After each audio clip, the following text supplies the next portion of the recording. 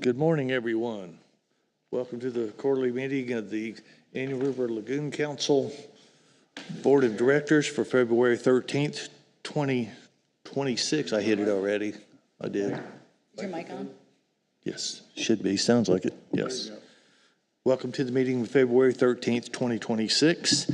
And we'll start off with the Pledge of Allegiance. If everybody would please rise.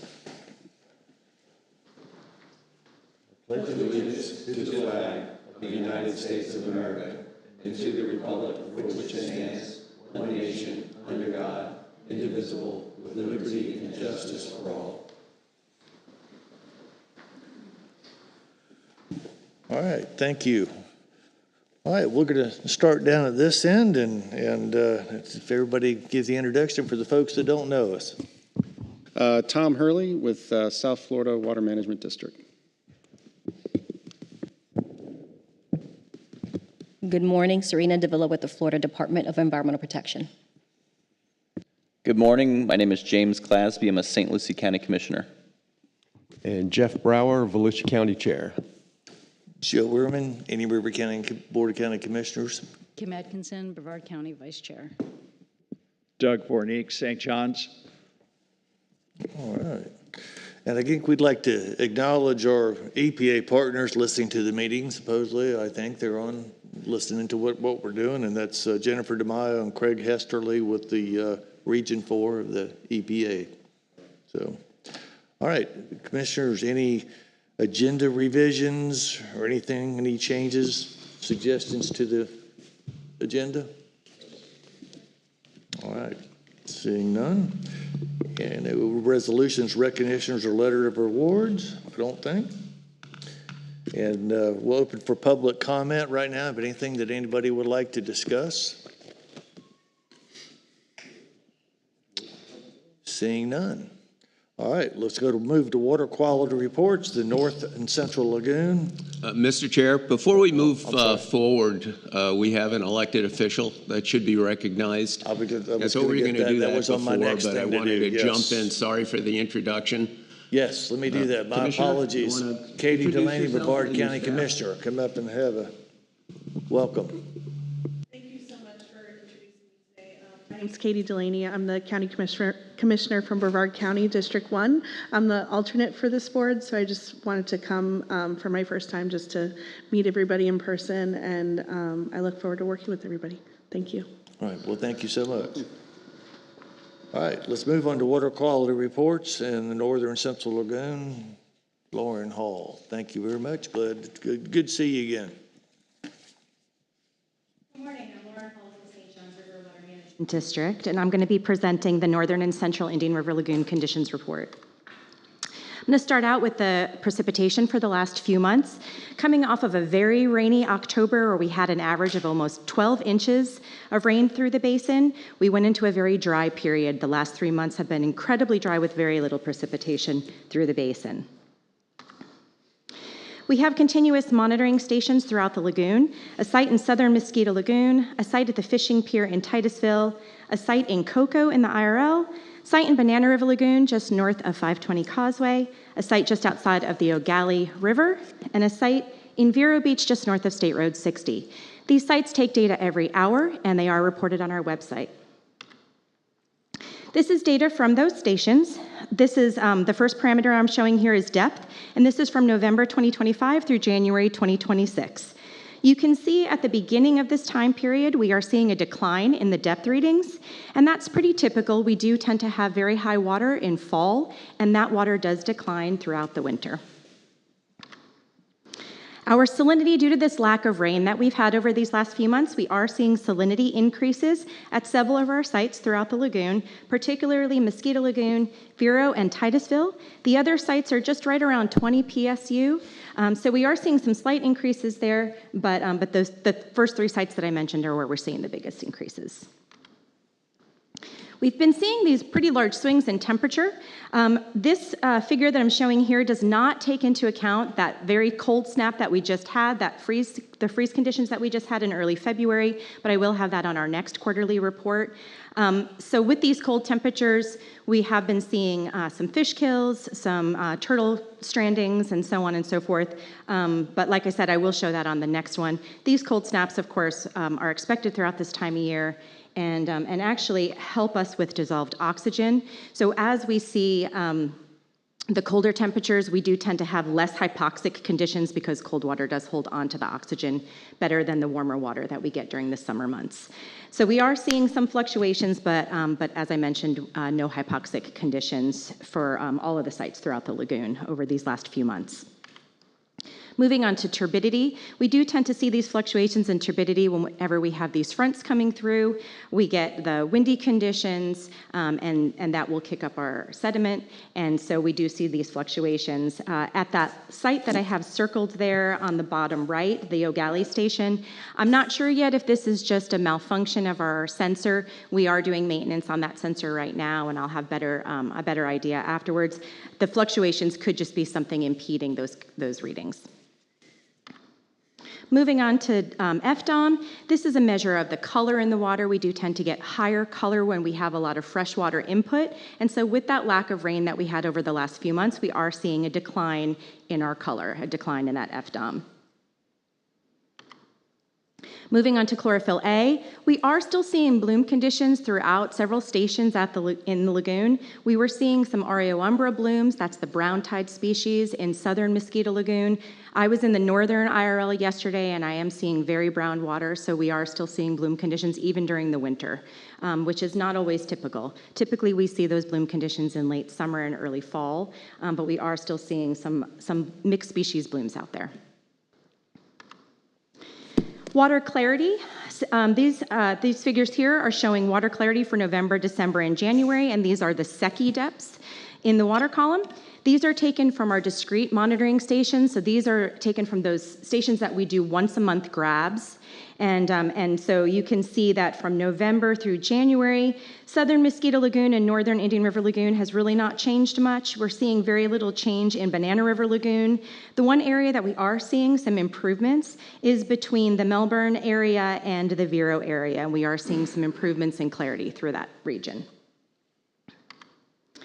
I don't have any new seagrass data to share with you right now, but we did just recently receive our 2025 draft seagrass maps. So at the next quarterly meeting, I hope to be able to share that with you. We are also in the process of doing our winter transect monitoring. Those are our in-water transects, and we should be finished with those by the end of February. What I did want to share with you, this is a satellite image taken from January, and you can see on the right-hand side, the dark strips that you see along the western shore and eastern shore, that's all seagrass. And so even during the winter months, we are seeing some really nice seagrass cover. I was out in the northern lagoon yesterday, and we had some staff in the Mosquito Lagoon area a couple of weeks ago, and we did confirm that this is all seagrass, not macroalgae. There is macroalgae, some of the attached macroalgae out there, but a lot of what we're seeing in this photo here is seagrass. Unless there are any questions, that's all I have for you. That's awesome. Okay. Melanie, thank you for your updates and all the expertise you bring to this. We appreciate it. Thank you so very much. Thank you. All right, next, Dr. Parker with the Southern Lagoon area. Good morning, everyone. I'm Melanie Parker from the South Florida Water Management District. And like I said, I'll be doing the Southern Lagoon and mostly focus on the St. Lucie estuary. Data on these following slides are through February 2nd. So we'll start off with this slide. The large figure here is showing total daily inflows into the St. Lucie estuary, and this is from each of the basins. You can see most of the inflow has been coming from the tidal basin, which is in that light blue color, and just a little bit of flow coming from the C24, 23, and 10 Mile Creek basins. Overall, very little flow coming into the estuary as we're in these very dry conditions.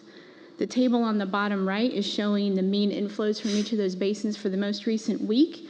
And overall, again, most of that flow came from the tidal basin with a total of about 109 CFS coming into the estuary. So we'll look at how that inflow is affecting salinities in the estuary.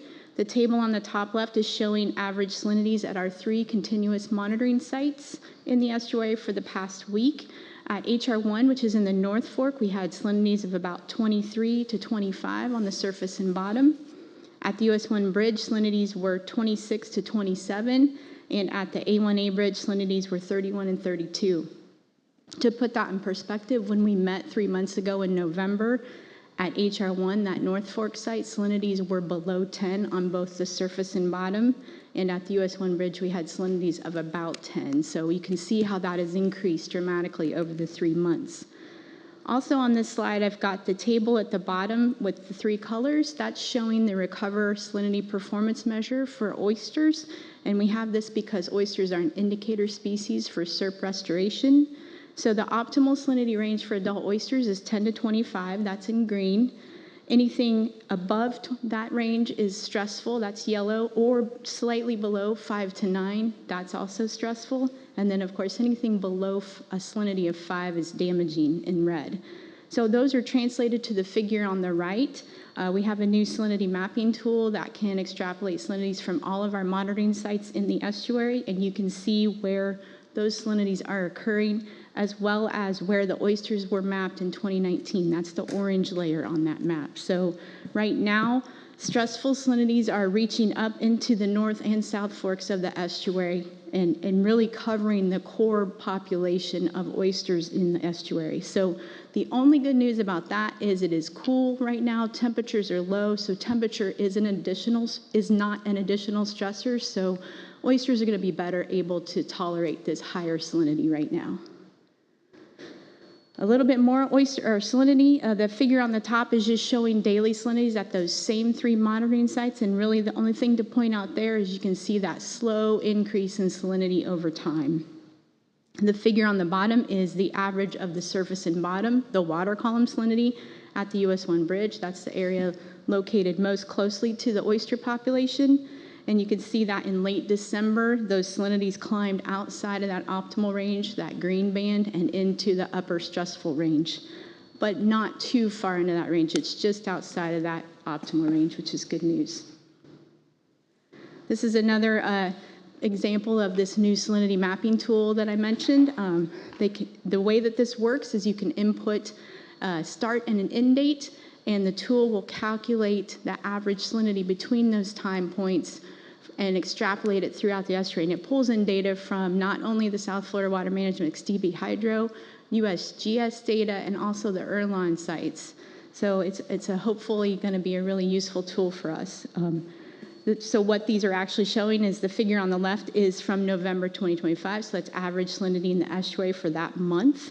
And likewise, the one on the right is for January 2026. And you can see that those purples and dark blues have moved farther up the estuary, indicating those higher salinities moving into the estuary. So now we'll look at some of the ecological data. This is the results from FWRI's oyster recruitment and density monitoring.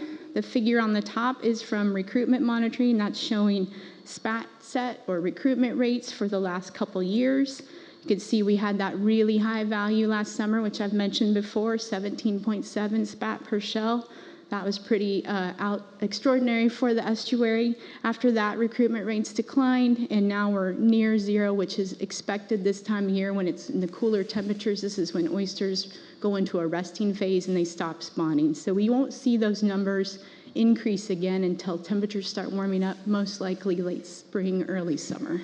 So the figure on the bottom is oyster density for the same time period. They only look at this quarterly, so there's not as many data points, but what we see is averages of about 300 to 500 oysters per meter squared on those reefs, except for last September, we had that number that was almost double, 965 oysters per meter squared. And that's a direct reflection of that really high recruitment rate we saw above, 17.7. So lots of new juvenile oysters on the reef, and that's going to be reflected the next time they went and did their counts.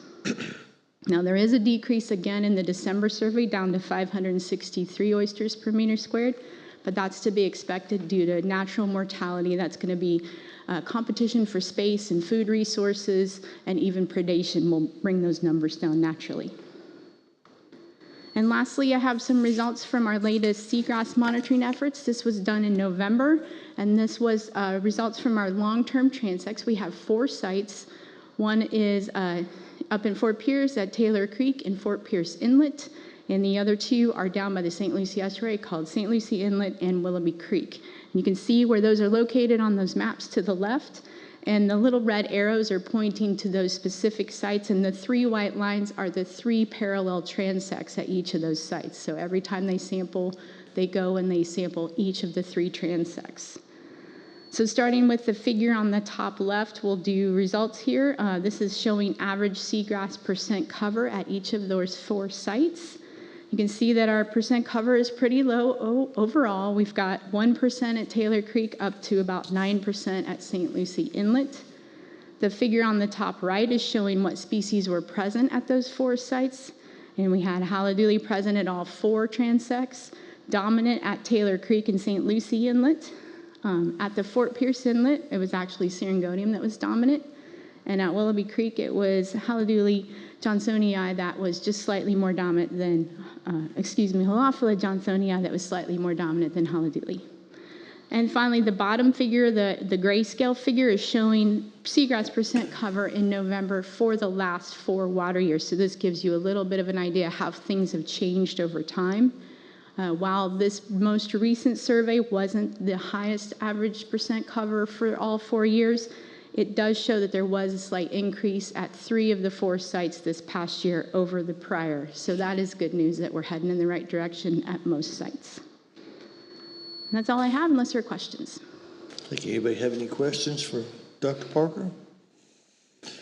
Thank you for everything that you do and your reports that you bring to us every quarter. It's much appreciated. So thank you very much. Thank you. All right, moving on to item number 7, the IRL NEP Management Conference Committee reports, and we'll start with item A, the Management Board reports. I think Kathy's going to fill us in on all this. I am. Good morning. I'm going to play all the parts today. I'm going to be the ultimate stand-in for folks. So the Management Board met on Tuesday over next door at the Sebastian Elementary School. We had 21 members and 7 guests present in person, 15 members and 2 guests present online.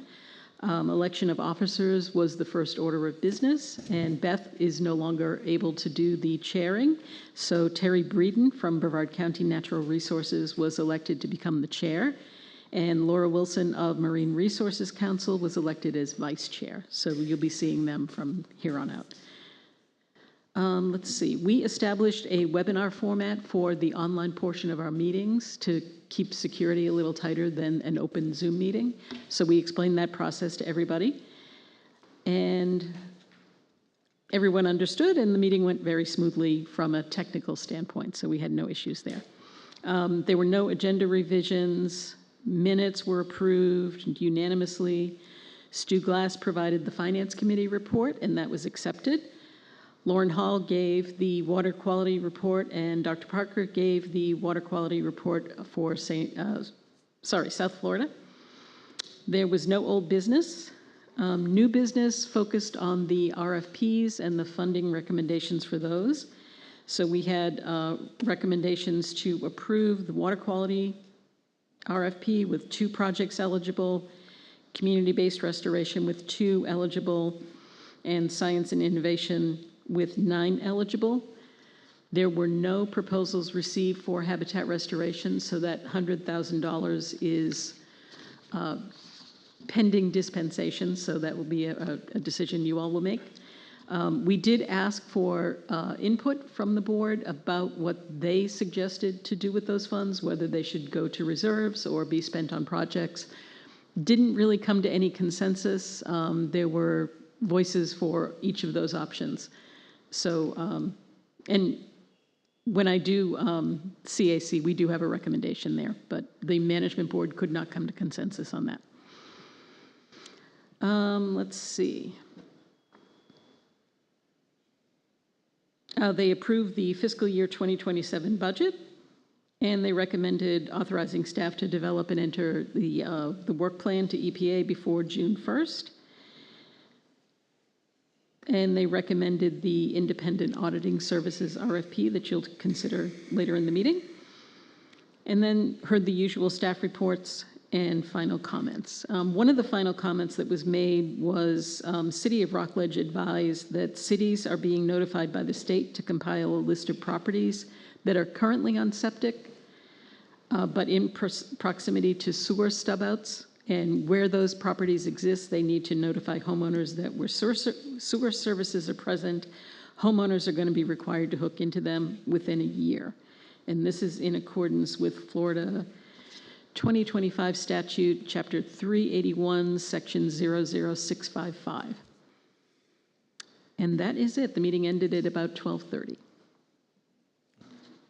Anything else? Not for them. Well, I tell you, before we bring Dr. Jacoby up, since you're already there, why don't you go ahead and go to Did CIC? item Sure. C, the Citizens Advisory Committee.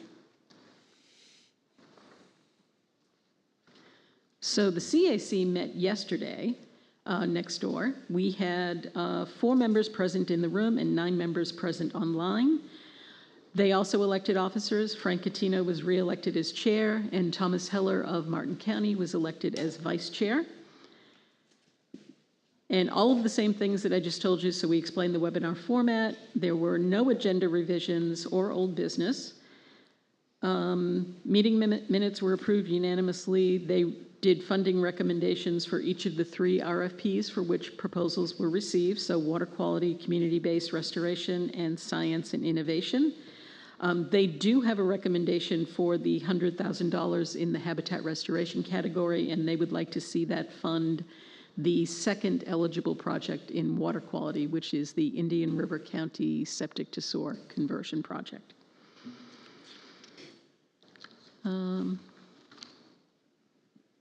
Let's see, they also raised issues. We are going to have a discussion in May with each of the committees and boards about future RFPs and what language should be included in that. There were a number of issues raised that Dwayne will go over later. I don't want to steal his thunder, so I'll let him discuss that. But there was healthy discussion about how to resolve those issues, and we will have a formal discussion with them in May about that. Let's see. They also recommended the tentative budget and authorizing staff to develop the EPA work plan before June 1st deadline. Recommended also the independent auditing services RFP for a 5-year contract. And then they heard the usual staff reports and all of that.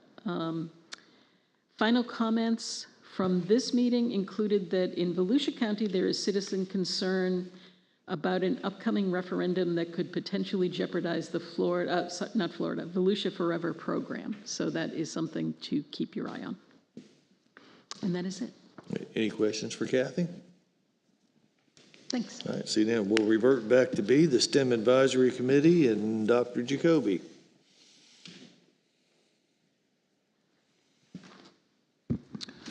Chuck Jacoby with the Florida Flood Hub and your newly re-elected chair of the STEM Advisory Committee. We met on Tuesday as well. Holly Sweat will be the vice chair. She's with the Smithsonian since Chad has moved over to the management board. So we approved our consent agenda, which included the minutes from our November meeting, recommending acceptance of the 2027 tentative budget, as well as acceptance of the 2027 EPA work plan.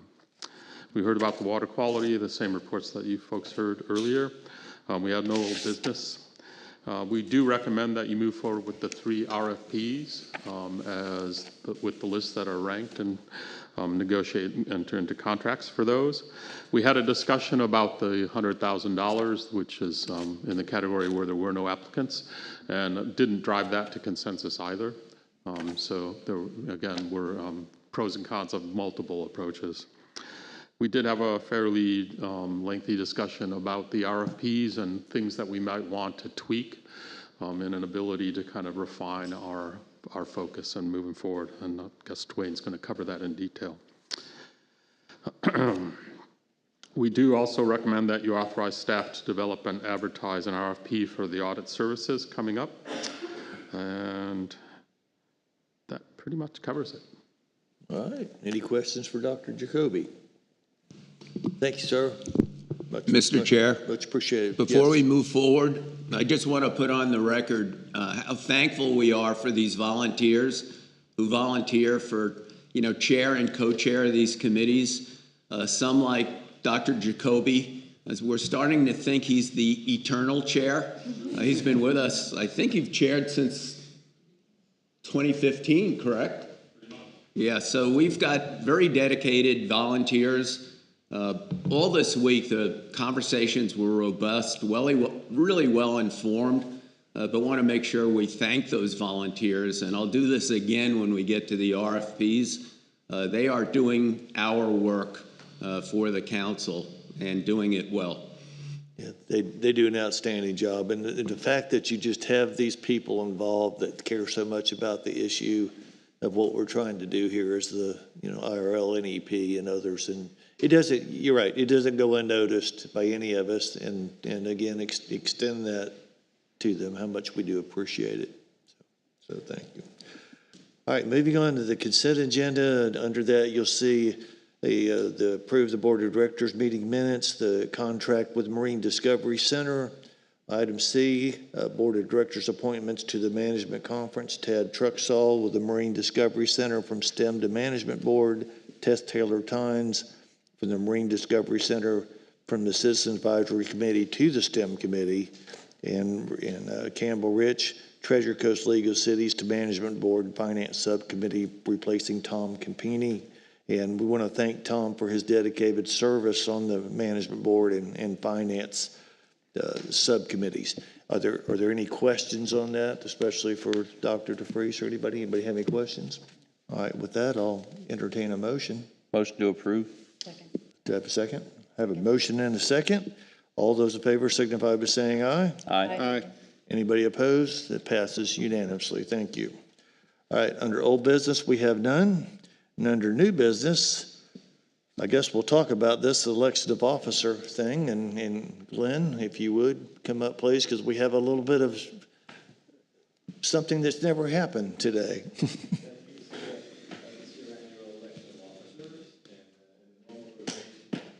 Which would be Commissioner Hurd would be up for rotation, and you'd be next for vice chair. And if that's what you'd like to do, you can just pass a motion to do that. And then obviously Commissioner Hurd isn't here today, and if it's okay with you, if you'd mind continuing for the rest of this meeting. I'd be glad. You can double your pay if you do it. It's one of the easier things I've done in my life because we're so prepared. So if anybody wants to make a motion, then Mr. Chair. So make a motion to proceed in that route. I'll finish the meeting out. The next meeting Commissioner Hurd will take over. Yes, if you want to make a motion to appoint her. And appoint her as, well, let's do that first. Okay.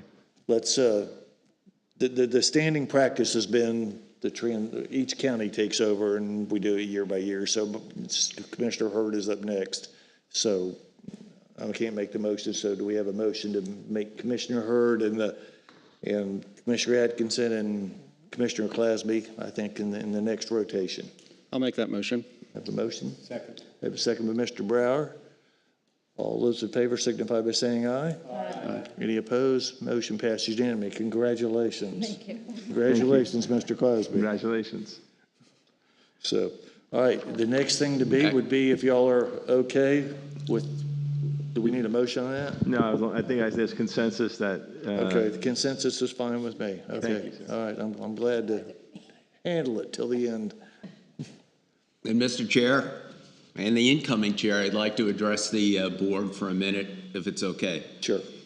It has been our tradition year to year to recognize the work of our chair. Some years it's a lot of work, some years maybe not so much, but this year was very special. And I want to recognize Commissioner Ehrman. For the very first time, we had one of you as a board attend our tech transfer meeting that rotates through the 28 national estuary programs. And Commissioner Ehrman actually sat on a panel in Mobile Bay, Alabama, with most of our staff at that tech transfer meeting, basically talking about the role of national estuary programs and the interaction between local communities. He was also seated with the state of Alabama, the state of Louisiana. Kathy, you remember who else? There was a fourth entity there that was representing. I think it might have been Mississippi. But anyway, we want to thank you for taking that travel with us. That panel is online, but another tradition we have, and if I can approach the bench, is to thank our chair for that hard work. So may I approach? Absolutely.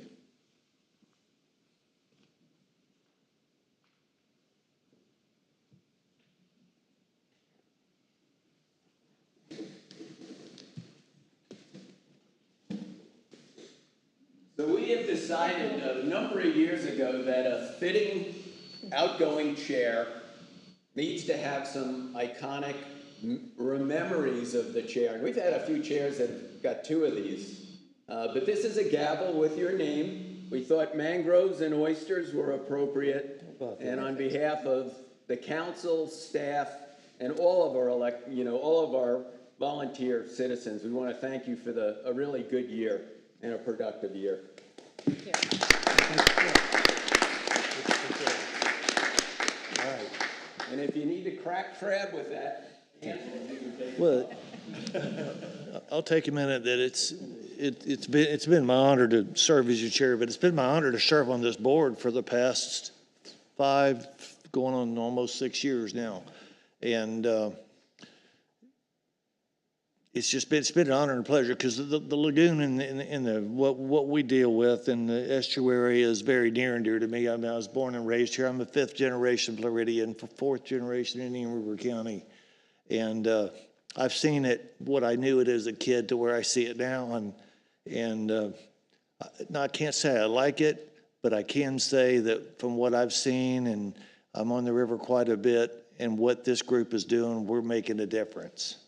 It's a tough issue because in my mind, to make it simple, the problem with the lagoon is just too many people live here. There's too much around us now. There's too many things going on, too much concrete and asphalt on the ground that when I grew up as a kid, it was all citrus grove, and the canals that drain to the lagoon were as clean as a swimming pool because, we didn't have all the runoff and the people that we have now. But I think we're headed the right direction. I think we're making great progress. Can we make better? Absolutely. And do we need to make better and keep up the head of steam that we keep pushing and moving forward? Yes, we do.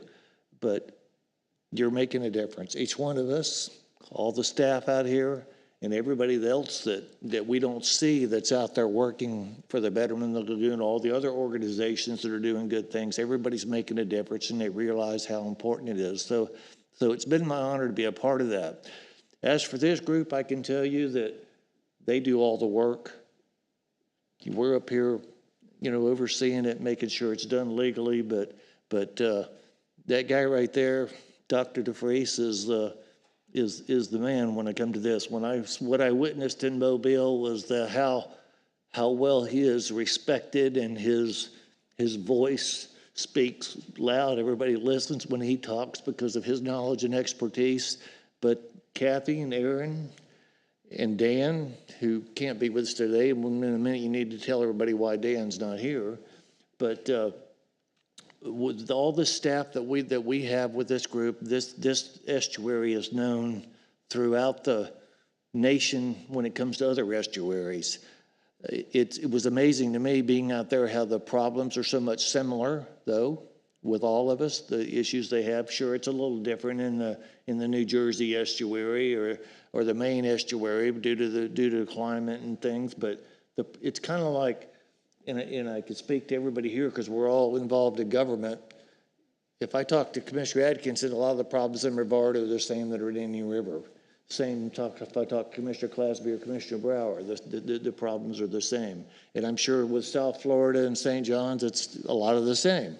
So, but yet it's different. So it was amazing how well respected that this estuary group is amongst its peers in Mobile, Alabama. And I talked to a lot of people off to the side from other communities that felt that way. So I can't say enough how it's an honor to do this, but you guys do all the work, and I appreciate what you do, each and every one of you. So with that, let's take a 5-minute break, and I guess we'll get a picture or something if we need to, and we'll come back in about 5 or 10 minutes if everybody's okay with that.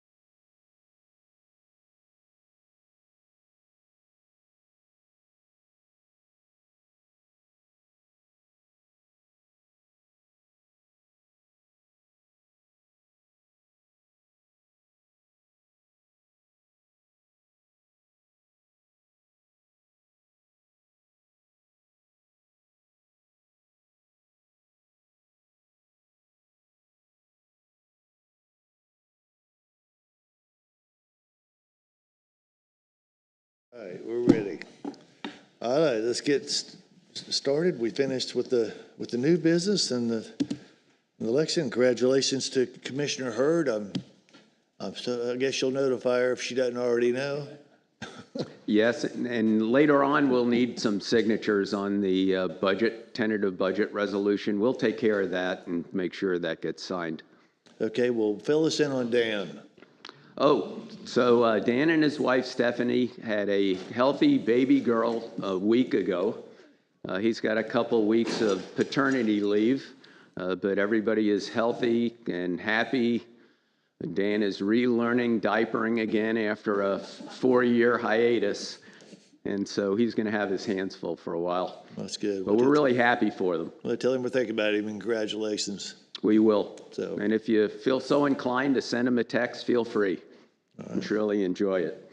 All right, but let's move on to item B, fiscal year 2027 water quality restoration RFP.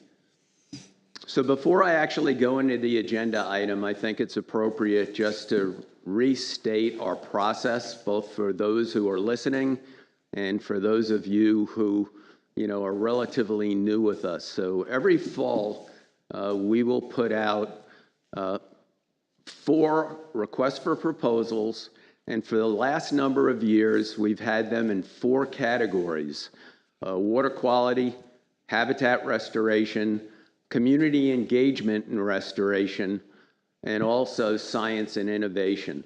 Those categories have kind of evolved up until a number of years ago to make sure that we had enough access to the different kinds of providers. And just as a side, the 5th RFP we put out, which is off-cycle, is our small grants program, which has between $500 and $5,000 for those grants. That is open as we speak. Closing date is March 6th. And so anybody out there who's listening who has a small grant that is consistent with our CCMP, now's the time to get those proposals in. And so we started this RFP cycle October 1, and we had heard from all of our providers that, to try not to get involved with the holiday.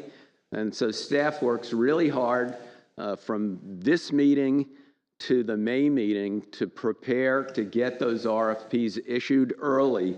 This last year, we issued October 1, closed the proposal timeline on December 12, and then we convened staff, and I'm actually talking about Dan, because Dan is in charge of this. The rest of us will help him if he needs, but Dan will go ahead and find volunteers for those categories, and those volunteers are coming from our management conference, and also at times when we see unique projects where we need expertise, we'll go outside.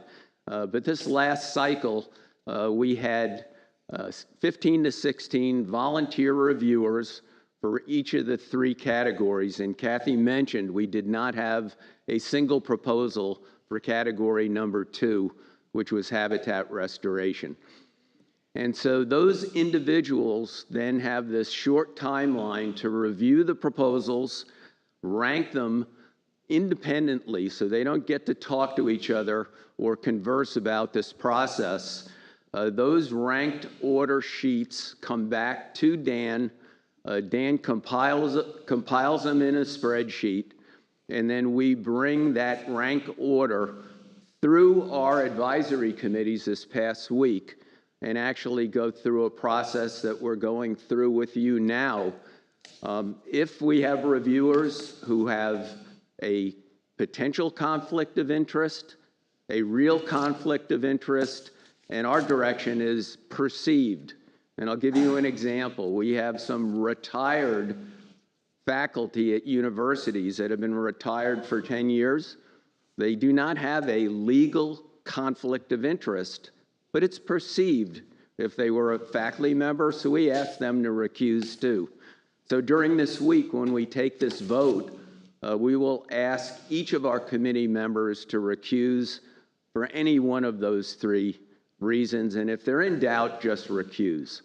And so this is a process that we've been doing for a number of years, and it Staff does not. I mean, we have had some citizens say, well, Dr. DeFries is manipulating the list. I don't look at these projects or proposals until like last week. And normally I wouldn't do it until this week because Dan's controlling that process with those individuals. So just wanted to make sure that we had on the record that this is independent, it's objective. When we get that ranked order, we throw out the high scores and the low scores in order to normalize the data.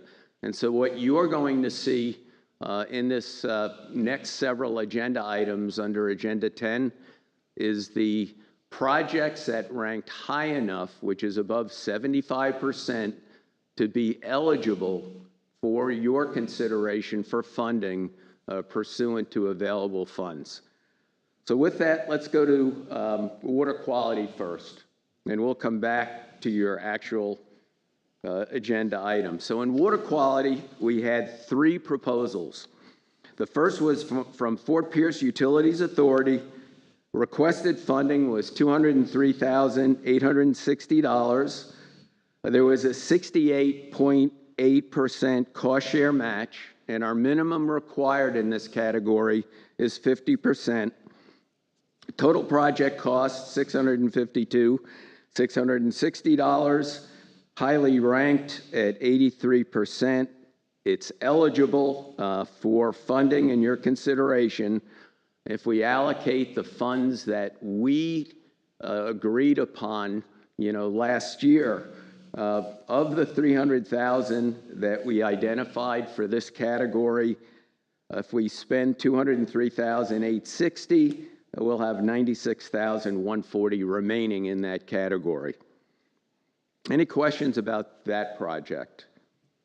And FPUA, those of you, I know Commissioner Clasby knows, have taken a tremendous major step forward by moving their wastewater treatment plant off of Barrier Island to the mainland, which is no small feat. Took a long time to get there. I don't know exactly where the construction is, but at some point, maybe this year, we'll bring FPUA in for an update. But that was a big lift.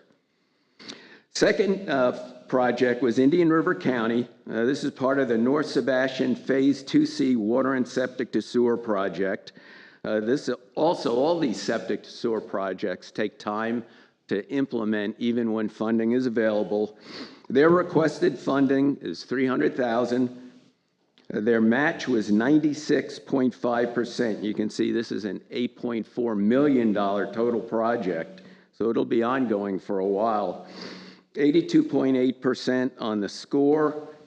If we applied the remaining dollars in this category, $96,140, we would be short of their requested amount. And we can talk about the financial issues once we get through your votes on accepting or questioning the ranked order. Third was City of Port St. Lucie. This is also a septic to sewer conversion project.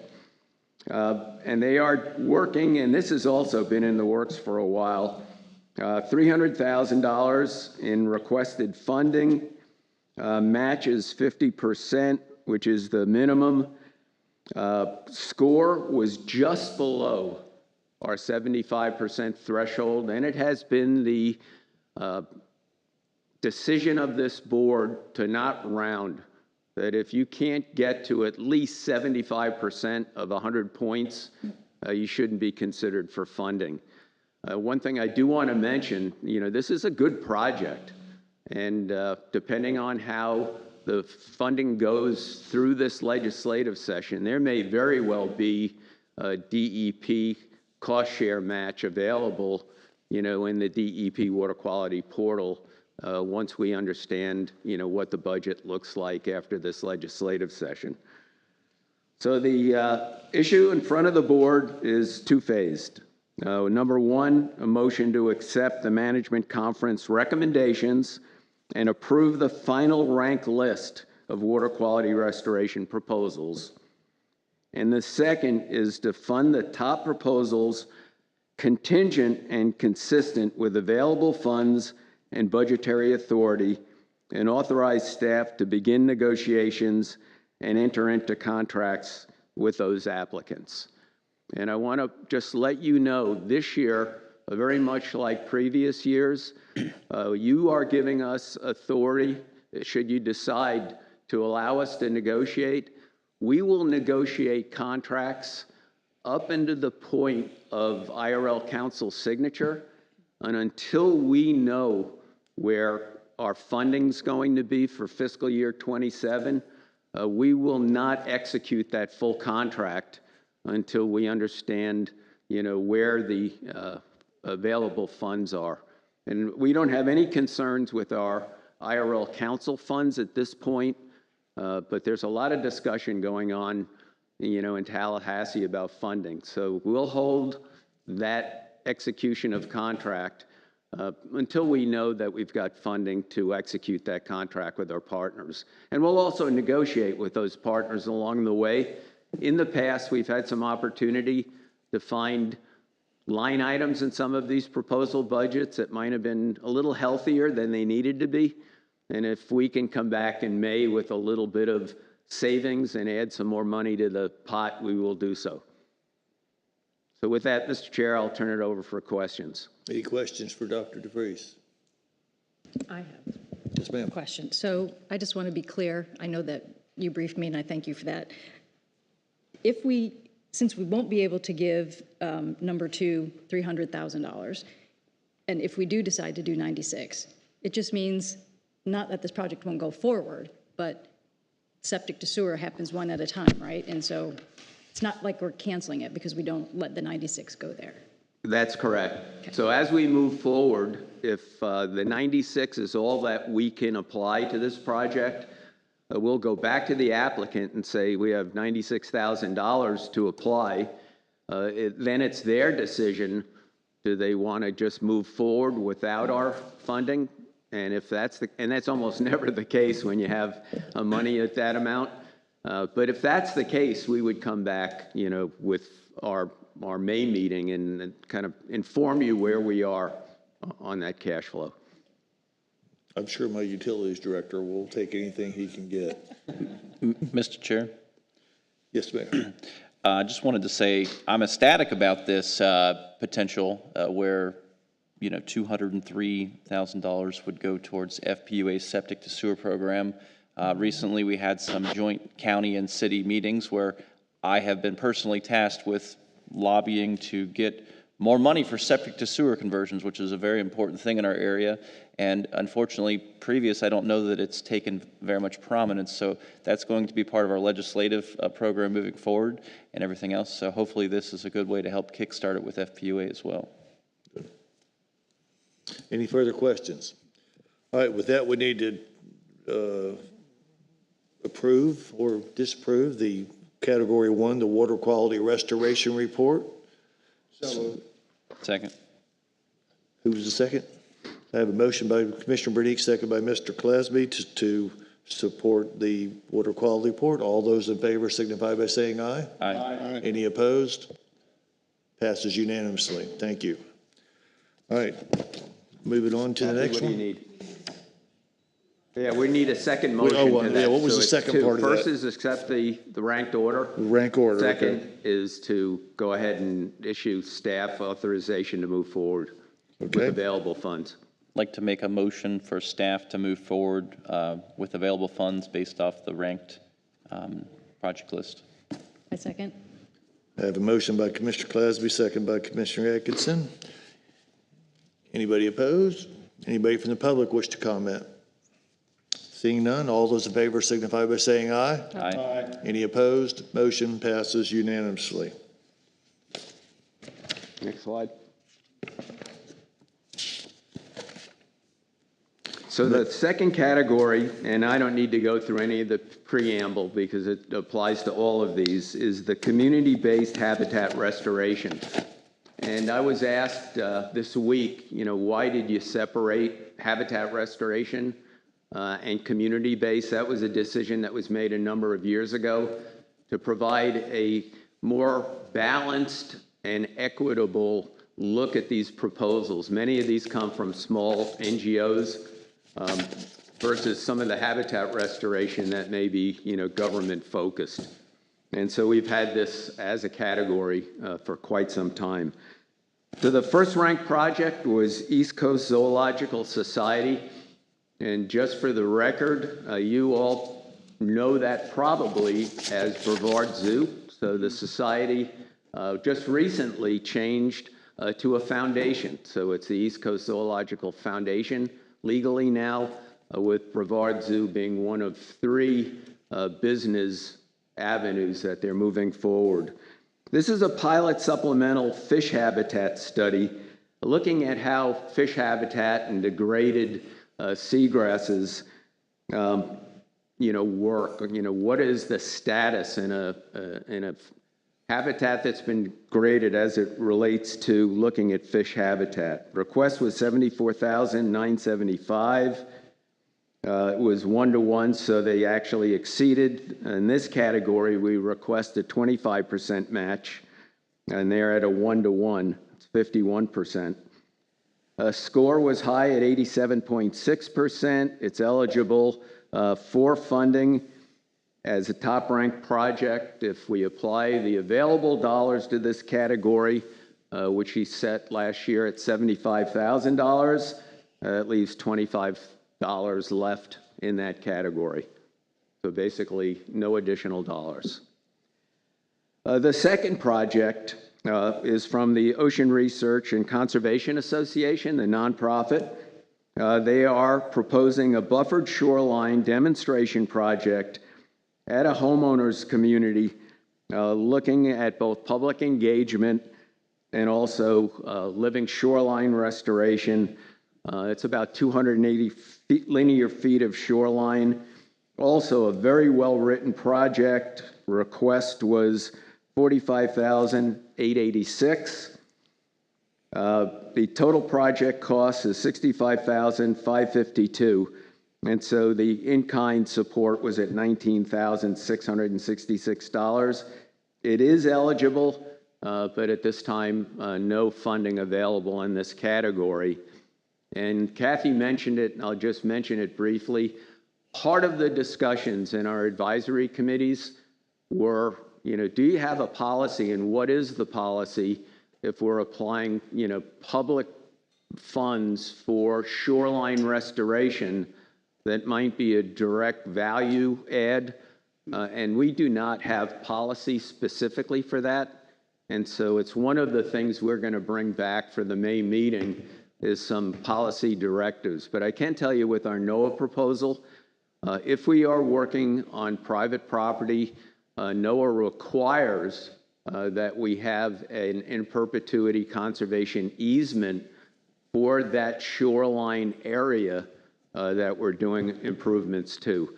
This is a tough call because we have a lot of private property along the lagoon, but we're going to come back to you with some recommendations about RFP and what the guidelines are. And between now and May, I'm going to be talking to our state and federal partners on how they handle those issues. So right now, we've got 2 motions required. Want to back me up? Yeah, let me mention something before we move to that Dr. Freestone had a long conversation on this about something like this. As you all know, we're all in the beach restoration business. We have to have easements to work on the beach, just to put sand on the beach. And we don't always get those, and it's a big deal. And sometimes it hurts projects. Sometimes it even stalls projects if we don't get enough. We require like 60 to 80% to consider it. Most beaches we get it. This is the same sort of thing. And also, when you look at something like this, the HOA or whatever would need to have some skin in the game. Also, in my opinion, to be a part of this project, funding, some funding or something like that if they want to do. So those are things to consider. So right now, I think this is the way to go right now, but it's, it's something for y'all to decide. But I mean, I'm sure it's a good project, but it just requires a little bit more clarity when it comes to how we're gonna manage the things and where we're gonna spend public funds. So, in my opinion. So with that, I'll Open it Could you for, come back to the for motion ranking the slide? proposal. For ranking the proposal under the community-based habitat restoration. If you accept the proposal, I'll entertain a motion. Motion to accept the ranking. Second. I have a motion by Commissioner Clasby, second by Commissioner Atkinson. Anybody from the public wish to comment on the motion? Seeing none, members, all those in favor signify by saying aye. Aye. Aye. Any opposed? Motion passes unanimously. Second, staff authorization for community-based habitat restoration. I'll entertain a motion. So moved. Second. Do I have a second? Yes. Mr. Clasby, okay. I have a motion by Commissioner Atkins, second by Commissioner Clasby to have staff, give staff authorization for the community-based habitat restoration. Anybody from the public wish to comment on the motion? Seeing none, all those in favor signify by saying aye. Aye. Aye. Any opposed? Motion passes unanimously. All right. Science and innovation? Is that where So we're at? category number 4, science and innovation. We had a large number of proposals, and I have to say this again, if you were one of the 15 or 16 reviewers, they had a heavy lift this time around because they had to review every single one of these proposals and rank them. And so I want to do a special thank you to that committee. The top 2 proposals were both from Florida Institute of Technology, and I'm going to run down the list just for the record. The first one was looking at environmental controls on seagrass seed viability, which has been a very high priority at the state level with a lot of activity. The requested amount of funding was $69,776. They exceeded the 25% match with 30.6%. Score was very high at 93.4, so it is eligible. The available dollars in that category, if applied, would leave $80,224 left in that category. The second project, also Florida Institute of Technology, is a project that we have funded individually year to year, and that is mapping hypoxia, which is low oxygen, in sediments, and then modeling those sediments for nutrient flux, particularly phosphorus flux. Our request was $79,972. The match was 1-to-1, basically. High, again, very high score. If we apply that $79,972, we'd have $252 left in that category. One discussion point on those two before I go further is that for the first time in 10 years, the top 2 proposals were from a single PI at a university. In the past, we have never departed from the concept that let the best proposals win. And we've had multiple proposals from universities, but different PIs. That was a discussion point. We do not have a policy on that. And so that may very well be a policy recommendation when we see you in May. But right now, we have no policy to deny that situation. As we go down the line, I just want to mention, because all of the next, the top 9 projects that were above the 75%, a lot of them were really good projects, and unfortunately, insufficient funds to fund those. Florida Atlantic had a seagrass genomic or gene project. The University of Florida was looking at oyster restoration and how do you do suitable site determination. Hub SeaWorld has been looking for many years, at pathogens. And in this case, it's a new concern, which is avian flu, which is starting to show up in wildlife. Marine Resources Council looking at E. coli, human waste using fluorescence. Florida Oceanographic Society, also a seagrass project looking at genetics, and we have funded genetics work at FOS going back a few years. ORCA, Ocean Research and Conservation Association, looking at contaminants, which is something they've been doing for a while. City of Stewart, which we included and didn't exclude, because we were going to leave this to you if the funding and it ranked, but this is actually a drinking water project on a very important topic related to PFAS, which all of you, no matter what agency you're with, local, state, even federal, this is a hot issue of toxicity. And then below that, proposal number 10 from Florida Institute of Technology, energy budget, looking at species, and 11 coastal connections. Neither one of those two made the cut line.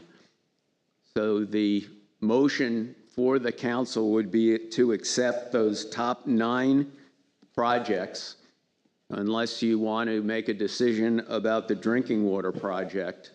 We know there's no funds, but very often what staff will do is look at these projects and see if we can't couple a project with other available monies at other available places. And I'll give you an example of that in a minute once you're done with your motion and your 2 votes. Any questions to Dr. DeFries? Mr. Chair? Yes. I find the PFAS, number 9 on there pretty interesting. Their studies could potentially benefit all of us.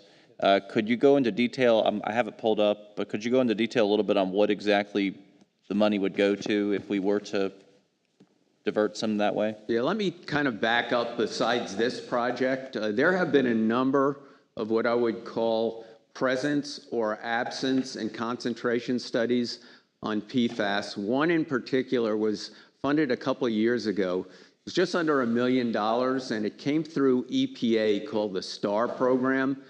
And then most of that work was done at University of Florida. And so many of these projects, and you've got,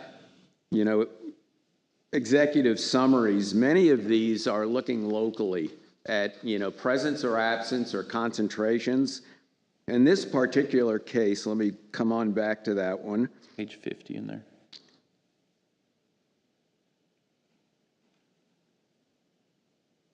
This is 9, City of Stewart.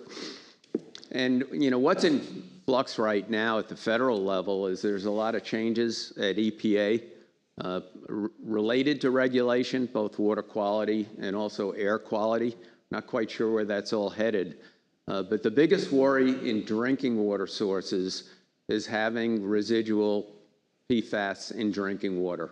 The known carcinogen, no question, in my personal opinion, it is something we should be worried about. The challenge is that if you look kind of generally for PFAS, both in drinking water and in the environment, you find it almost everywhere.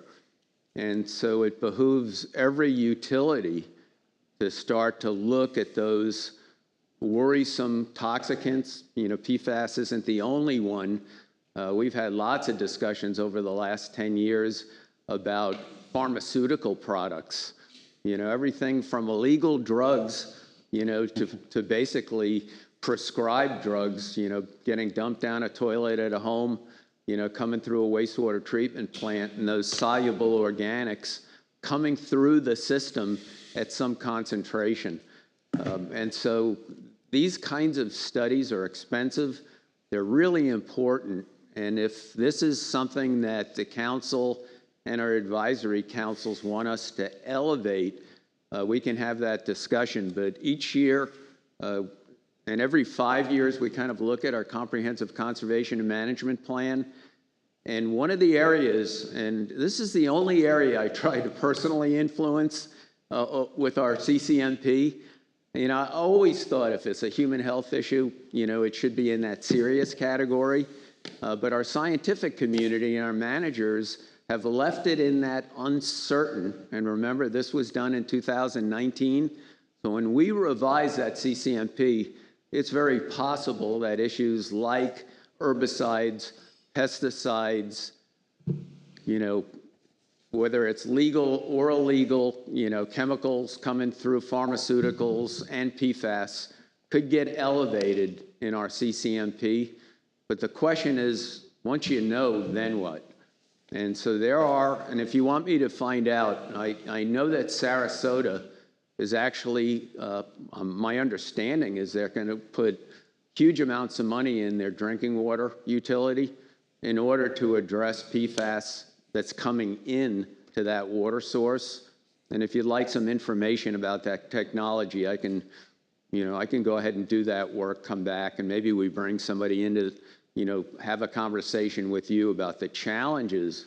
Once these toxicants get in the environment or drinking water streams, and a lot of drinking water is either coming from surface water or groundwater, it's really expensive.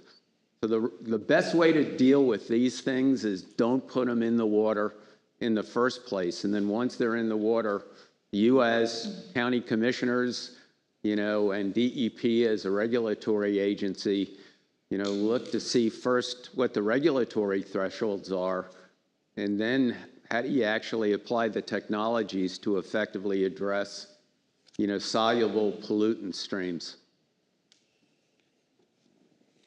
It's a tough one, and it's not going away, but it is a worrisome. So we have $150,000 in this category, and they wanted 99,000. So I'm not sure if I have anybody else that would want to move some money towards that, but I think it's an interesting thing that definitely concerns all of us equally. Potentially what they would learn could benefit all of us. I would agree with you that it affects all of us. I'm just not so sure it's something that the Indian River Lagoon National Estuary Plan should do money to, because I think we need to stay with our mission, and our mission is exactly, what's happening in the lagoon. I don't disagree, and what the doc is saying too. I know that we at Indian River County with our utilities are really trying to work very hard to make sure we don't have any and try to eliminate them, but we're doing it through other funding sources, not necessarily through, not through a conservation estuary like we are with this. So I would say information would be good, but to fund it with the money for this, for what we use it for, I just don't know if it really applies. If it makes any sense. So. Well, and just for the record, the board has historically every year made a decision not to jump projects. Yeah. There may be a really incredibly important good project that just isn't ranked as high, and you all have really stood by this, let the best proposals win. But I'm very happy. I've got a stack of papers like this on PFAS. It is a problem. I'm going to be in Washington at the end of the month. One of the questions I'm going to ask is, where are we headed with EPA, oversight on the Clean Water Act as it relates? Because to be honest, I'm not sure where we stand. Standards were set. A couple meetings ago, we had an EPA Region 4 kind of explain the difference between how EPA is looking at PFAS in drinking water versus environment. But all of those are in flux right now. But I'll go ahead and get some information, try to distill it, because to be perfectly honest, even after all my years as a PhD, I have trouble just pronouncing what PFAS stands for without stumbling all over it. And there are all sorts of different, chemicals within that family. But the biggest one that I'm aware of that probably will impact some of you, I've had phone calls from airports where they would like to go to fire retardant foams that are not PFAS, used. And there has been some issue last year or 2 years ago where there wasn't a non-PFAS foam that was effective in aviation fuel fires. And so, this is still an issue. I just bought a rain jacket, one of the higher priced ones, and in the middle of the back of the jacket, there was a sticker manufactured, with PFAS. Wow. So we still have not rid that from the manufacturing supply chain, not just in America, but especially the supply chain coming from overseas. Huge problem. I'm very well aware of firefighting foam. It's 35 and a half years, and a good portion of that at the Vero Beach Airport where we trained with all that stuff. So I'm still here to talk about it. So, so that's a good thing. But yes, it's definitely an issue with regards to that. So some of the lawsuits are even being paid already by those manufacturers with regard to PFAS and cancer stuff. Yeah. Mr. Chair, That's sad. can I add something? Sure. I just wanted to agree with you. I think it's something that we at least need more information on and be aware of, because I think it is part of the Indian River Lagoon. It's in the water. As long as we're injecting partially treated effluent and any kind of effluent into the lagoon, which some of our cities are, it's going to be there because it's in all the sewage water. So I think it's something we have to be aware of and start thinking about now. It's expensive to get rid of, and even when you get rid of it, you still then have a concentrated source of it that you have to get rid of that somehow. So, and the easy answer is to always inject it underground somewhere and then hope it never shows up. So I thank you for bringing it up, and I just agree with him that we should talk more about it, whether we should elevate projects that look at that. I think we probably should, but I'll hold off on that just to get more information, if you could help us with that. So we'll put some information together for the May meeting. What we're beginning to find is that, having, let's say, a workshop doesn't get to the same audience as maybe doing a webinar. And if we can get the regulatory entities willing to do a workshop on both the science and the regulatory status, we'll come back with a plan for that. Excuse me. But, having more knowledge there is going to be important. Ms. Davis, anything you can add to that with the DEP? Oh, so. Turn in your mic. Yes, we all agree PFAS is bad. Right now, we're following what the EPA has put out, and so because those have not become final, there is no limits that the department is enforcing. Once they do become final, then we'll start adopting those requirements. I'm curious as to whether, I know that on the public health side, there is a lot of information, but on the environmental side, when it comes to habitat and impacts to wildlife, whether there are studies that have demonstrated what those impacts are. All right, any further? All right, with that, then we'll move on to Do we need a motion on this? Set the IRL NEP Management Conference recommendations and approve the rank list under the science and innovation. I'd move to approve the ranked list Second. as is. Second.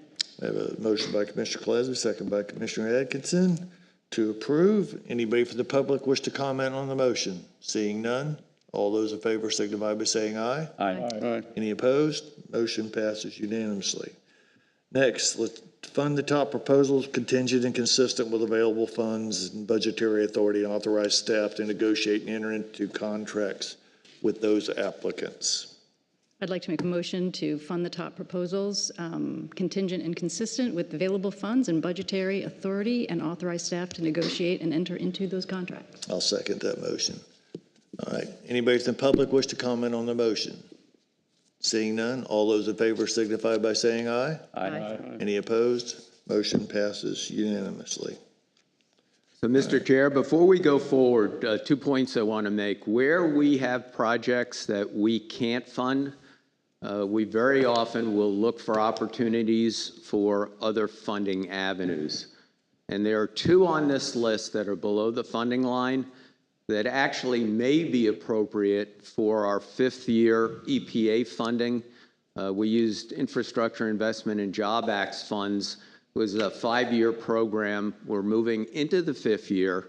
We do not have that work plan grant letter yet from EPA, but our 5 seagrass nurseries each are due a fifth year at $100,000 each. That's already in the books, moving forward. And I talked to Dan and staff, and while the scope of work that we proposed last year did not include, if you look at project number 3, Florida Atlantic University, which is one of our funded seagrass nurseries, and project number 7, Florida Oceanographic Society, also one of our funded nurseries. If we can negotiate a scope of work change on that fifth year, that would make $100,000 available, and we'd basically tweak that scope of work. We'd have to resubmit a modified work plan to EPA, which they would review, but that would be a short-term address of the seagrass issues. And on some of these other projects, I just want to let everybody know we still, and you'll see this later, provide free grant writing support year to year, and we'll talk about the details of that later. We never spend that completely out, and so if there are other grant opportunities, for example, with that project with PFAS, if they can identify a potential source other than us, we'll hand them a free grant writer to help them put that grant together. And so just want to let everybody know that's still an available service that we provide. And then lastly, your decision, and this is an important one. So we have $100,000 that we had earmarked for Category 2 habitat restoration. There's really 2 decision options for you to consider. And there was, in the CAC, there was a recommendation to move that $100,000 to the second place water quality project, which was septic to sewer. The other 2 advisory committees, there were just a lot of different ideas, but no consensus. But before you today is really a 2-part decision. You can either apply those dollars, to a project that's on the fence or partially funded, and there's a couple, including, the shoreline project of Orca, or move that $100,000 to our unencumbered reserve, and we'll see where we stand financially when we see you in May, when we'll be moving this tentative budget to final budget. I would, of course, I'm going to be biased. I'd like to move the $100,000 to the Indian River County North Sebastian Phase 2 water and septic and sewer project. Not to talk about it because you all know about it. I mean, we're all doing it. This would be extremely helpful to us, and it's such a good project being on the Sebastian River area right here in our backyard where we're at today, and that would be I can only recommend.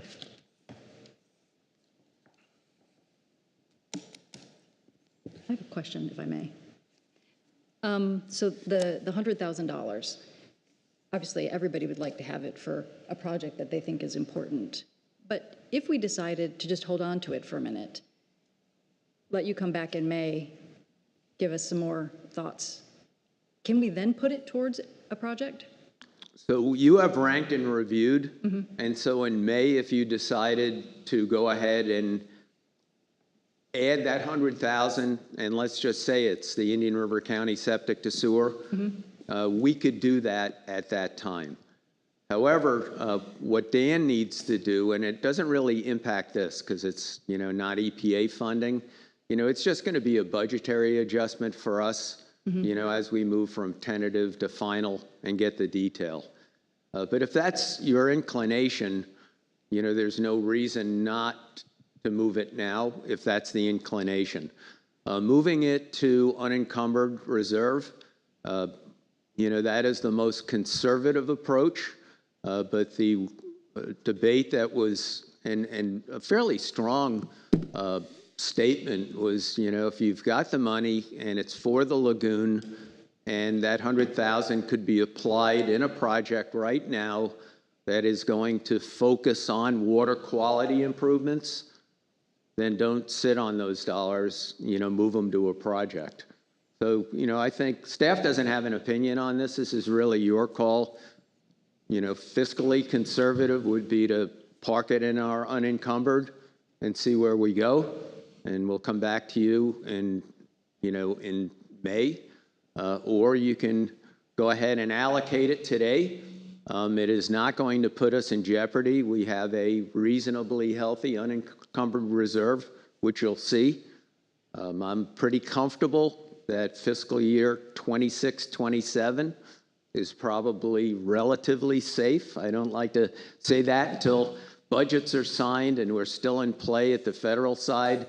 27-28, those of you who are using ad valorem funds and property taxes, that's when I really have uncertainty about where we all stand financially.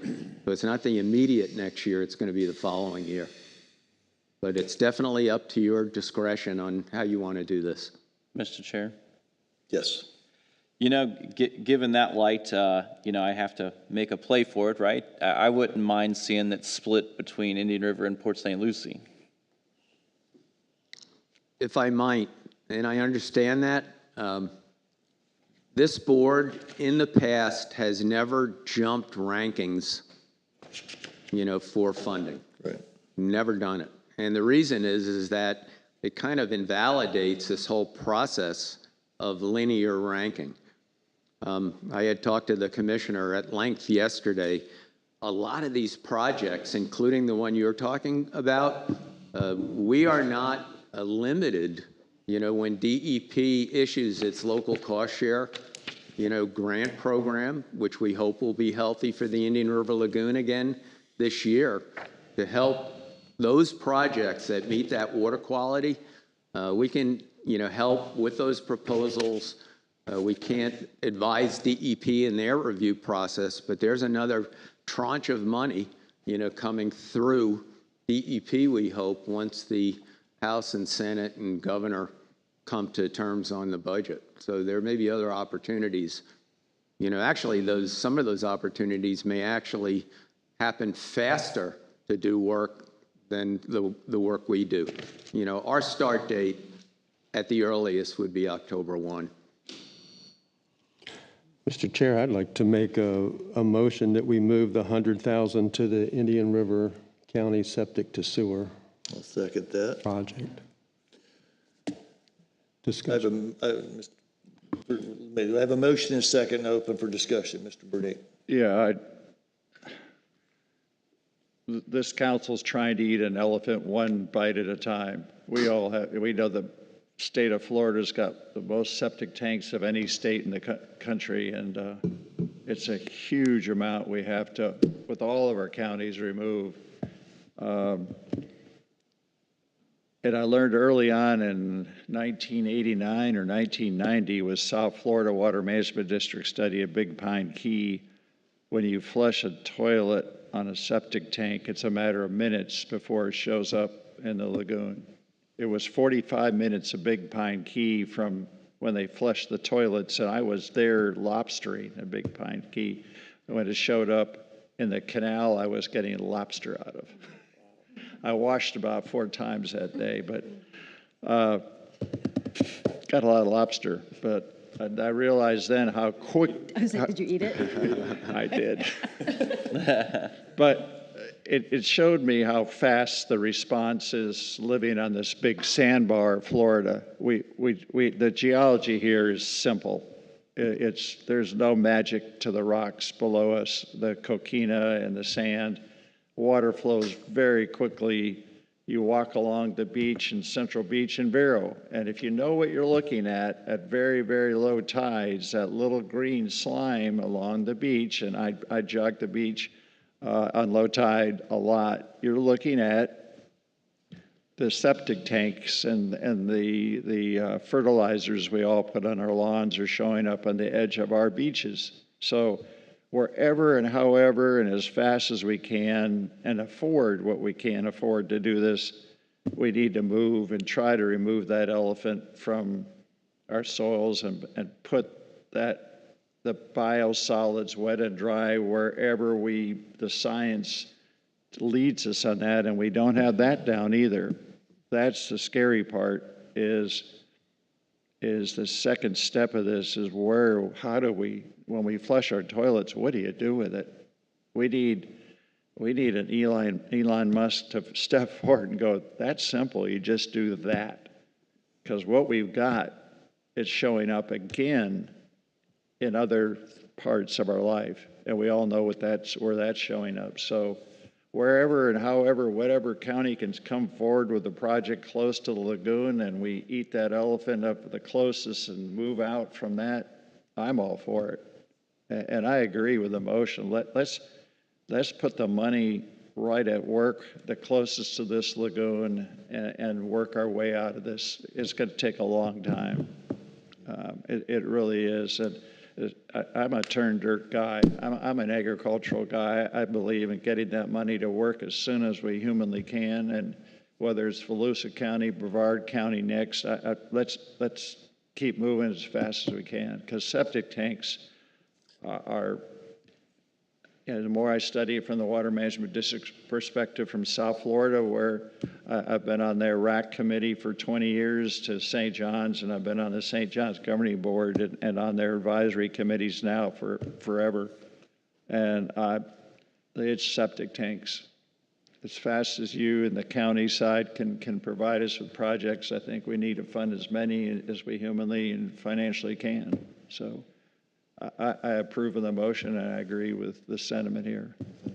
This project already is tentatively planned, and I wouldn't say it's underway, but it's fixing to start. Plus, we're doing a CRA with the city of Sebastian. It's not funded by this, but we're doing a CRA with the city of Sebastian to get some other septic tanks within the city limits off through a different funding mechanism. So there's a lot going on in this area as we sit right now, right on the Sebastian River. So with that being said, I have a motion by Commissioner Brower, seconded by myself.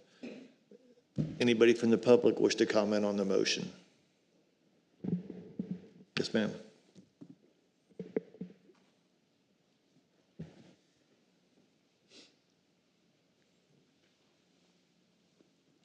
Name and address. My name is Marcy Adkins, 2055 Valkyria Road, Grant, Valkyria, Brevard County.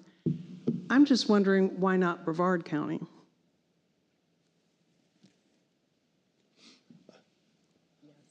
I'll let Dwayne, lots of reasons.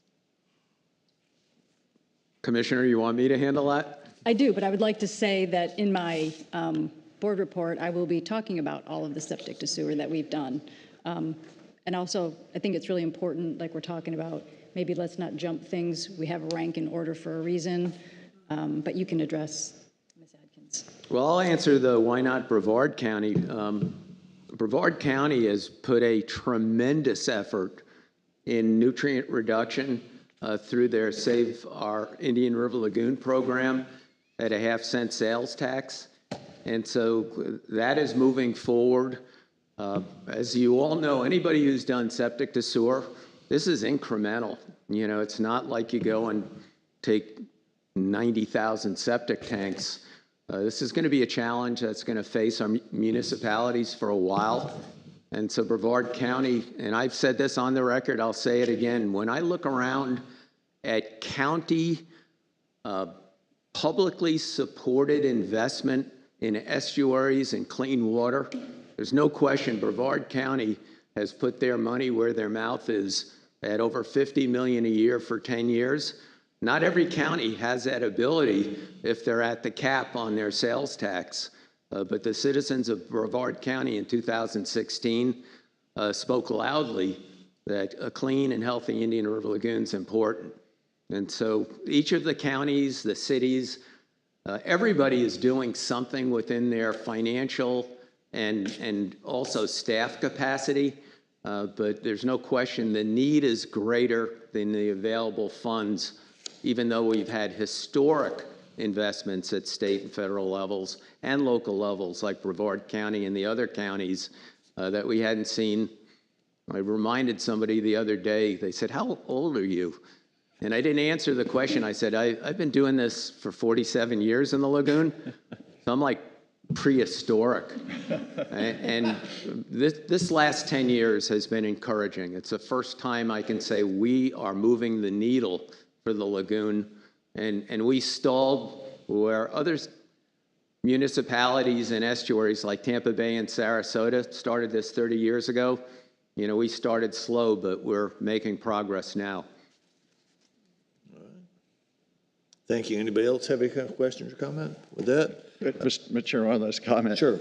The thing that really irks me the most, despite all the data we have and the districts have on this issue, it's to see that communities, be it in the St. John's with our springs that are up, are around the Springhead, and or people, rich communities along the Indian River Lagoon, a lot of them have turned their nose up to being a part of this.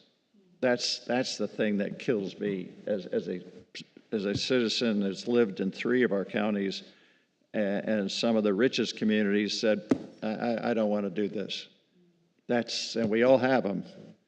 That's the hardest part of this, is the people committing themselves and helping to get this problem out of the lagoon. And that's what hurts. And anyway, and all counties have them. As Jimmy Buffett said, what do we do with them? That's the hardest part. That's right. All right, I have a motion and a second. All those in favor signify by saying aye. Aye. Any opposed? Passes unanimously. And what's next? Budget? With new business E, tentative budget. Tentative budget. That's right. Okay, So pursuant to Florida statutes, as an independent special district, we, like all municipalities, need to have a tentative budget passed on or before March 1. Final budget we'll be addressing in May with you, which needs to be finalized by June 1.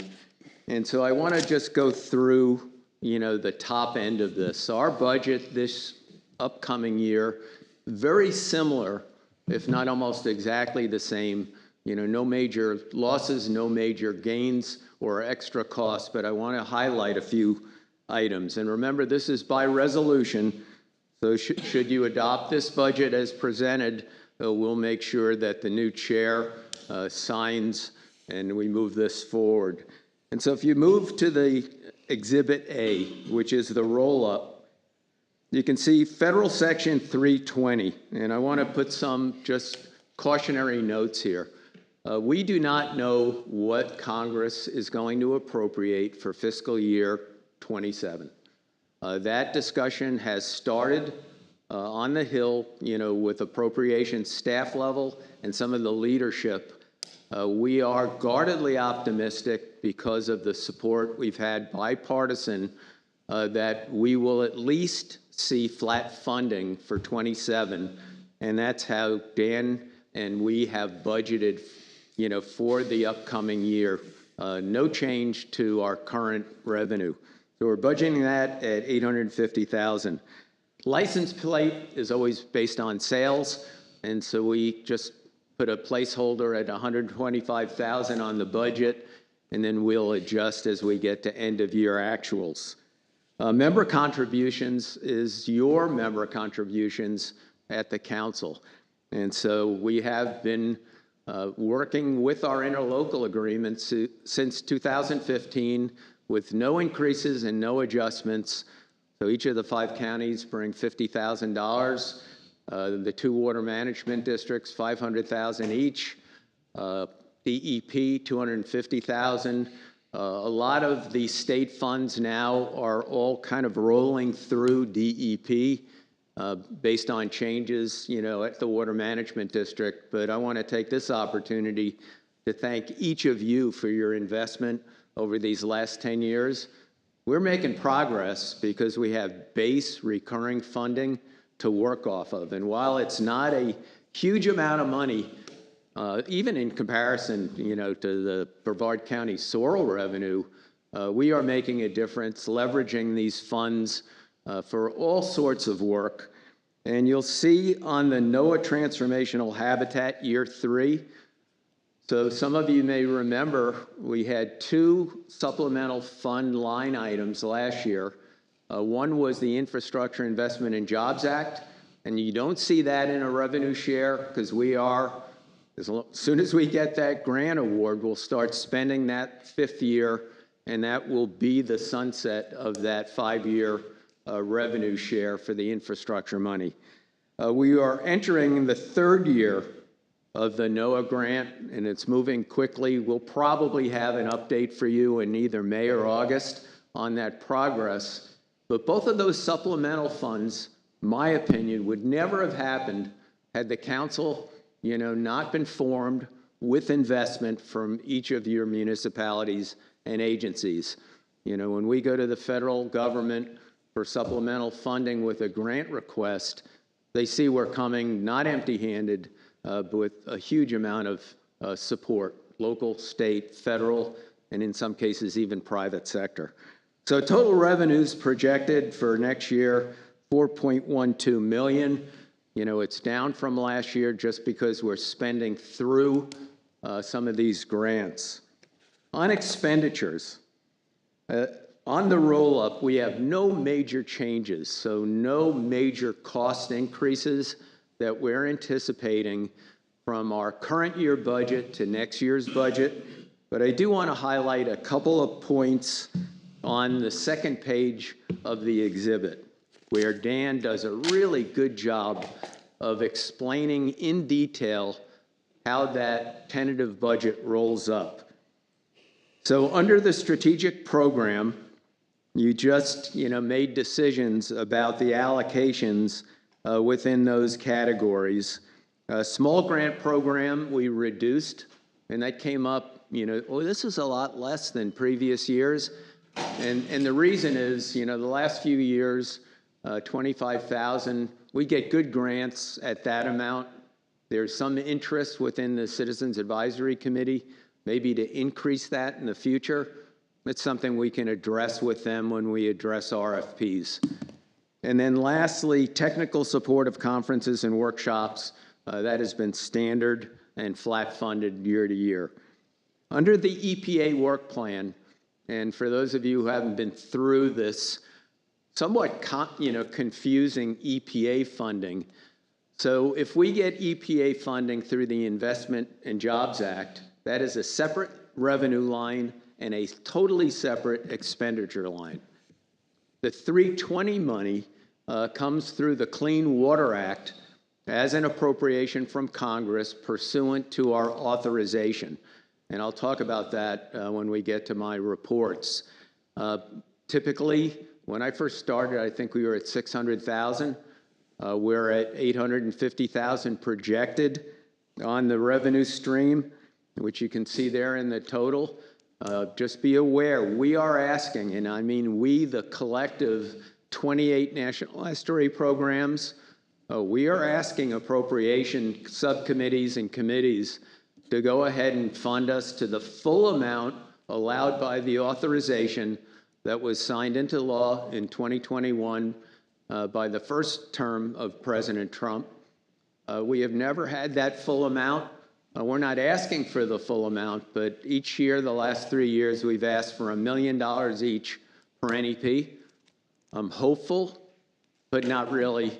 And I don't expect to see a bump up, but we're going to keep asking, and I'll be in Washington at the end of the month, to press that, 850,000 for an estuary like ours doesn't go very far, when you have more money authorized by Congress, but not appropriated. Moving through that work plan, there's only a couple things I want to talk about. You've already addressed science and innovation. You see our communication support, that's a roll-up of all of the communication work that we do. The biodiversity inventory, every year we get asked, what's that? And that's our support of the Smithsonian Field Station, who runs the Indian River Lagoon inventory, species inventory. And I'm going to do this on the record so everybody hears who's listening. Every time we see a press release, every time we see a proposal, the lead-in first sentence is, the Indian River Lagoon is the most biologically diverse estuary in North America, which might have been true, but doesn't have a lot of scientific evidence. And then the follow-up is 4,200 species. Isn't that the... Well, actually, the Smithsonian has now exceeded 10,000 records of species in the Indian River Lagoon. And while I'd still like to brag we're the most biologically diverse, we have never been compared to Chesapeake Bay, Puget Sound, Long Island Sound, and with all the algae issues, just be careful in your agencies. That level of comment probably doesn't need to be as part of our, making the case for the lagoon. I think the economic value probably is a much more, powerful case. Two other things I want to mention. We now have 3, and Kathy's going to talk about this, operational atmospheric deposition sensors, and she'll talk about that. But I want to take a moment to thank Harbor Branch Oceanographic Institute and FAU. That would not have happened had the university not provided the funding for the hardware for those 2 additional towers. And then also, thanks to the St. Johns River Water Management District, who is still using their laboratory capabilities to process some of those samples. And we really appreciate that effort. But you can see the line item. That's $131,202. That's our annual O&M. So, collecting the data, processing the data, having a contractor do that work is not inexpensive if you're going to get quality data. Our 3 community engagement coordinators are being paid through EPA funding, their salaries. We continue to do lagoon-wide harmful algal bloom monitoring in the north by University of Florida, in the south by Harbor Branch. That is a continuing effort. Some of that is made publication on the north end, but absolutely critical to have that continue as we remain really vulnerable to blooms, and we have blooms occurring right now. Thankfully, they're not too extensive or intensive, but we worry every year at this time. Grant writing support, we have $15,000, including whatever remains over the last 2 years that's unspent. And then what often gets a big red flag is the travel budget for EPA. We don't get to decide that. That is a line item that EPA decides as a mandatory grant line item. Under NOAA Transformational Habitat, you can see how that spins out. At some point, in fact, next week I'm going to talk about it, that $9.4 million grant is putting a lot of players to work, including private sector contractors. And so we'll probably bring an update on where we stand. We're in the middle of year 2. And then revenue unencumbered, which we talked about, we are carrying $147,110 as unencumbered. I don't want to call it reserve, but it is there. It hasn't been earmarked for any use, and we may adjust that accordingly in May, depending on where we stand. And then from top to bottom, salaries and benefits, no change year to year. Note the salaries, the percent fringe. Also note that NOAA grant is covering all of our staff's salary, including some of my time. And so when that ends, those dollars will come back, to council unless we have supplemental funding in the future.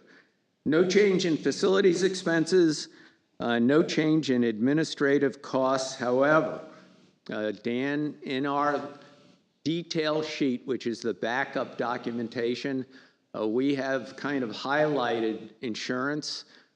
Thankfully, we have a great partnership with Brevard County, where we are piggybacking, with them on their insurance program. And thank you so much. That is a major, savings. However, we're all expecting, crazy increases in insurance, and We don't know what that looks like yet, and so we may be coming back. Some of that, what I'm hearing, and I know Brevard County has indicated to us that they're not expecting, changes in the county costs, but there may be additional costs to employees to cover that gap. And we had that last year to some degree, but we really appreciate that partnership. Legal has been flat. We always leave a little surplus there for the unforeseen issue. And so we're basically coming to you with a flat funded budget projected in the tentative budget for 27 that is basically equivalent to the budget we're working on right now. So that's all I have unless you have questions. Any questions for Dr. DeFreeze on the budget? Seeing none. All right, so we need to review and adopt the tentative budget, which we've done for fiscal year, we're not adopted yet, for fiscal year 2027 by resolution 2026-01 pursuant to Florida statute. So commissioners, whatever you'd like to do, I'll accept a motion. So moved. Have a motion by Commissioner Axton. Do I have a second? Second. Second by Commissioner Brower. Anybody from the public wish to comment on the motion? Seeing none, all those in favor signify by saying aye. Aye. Any opposed, same sign.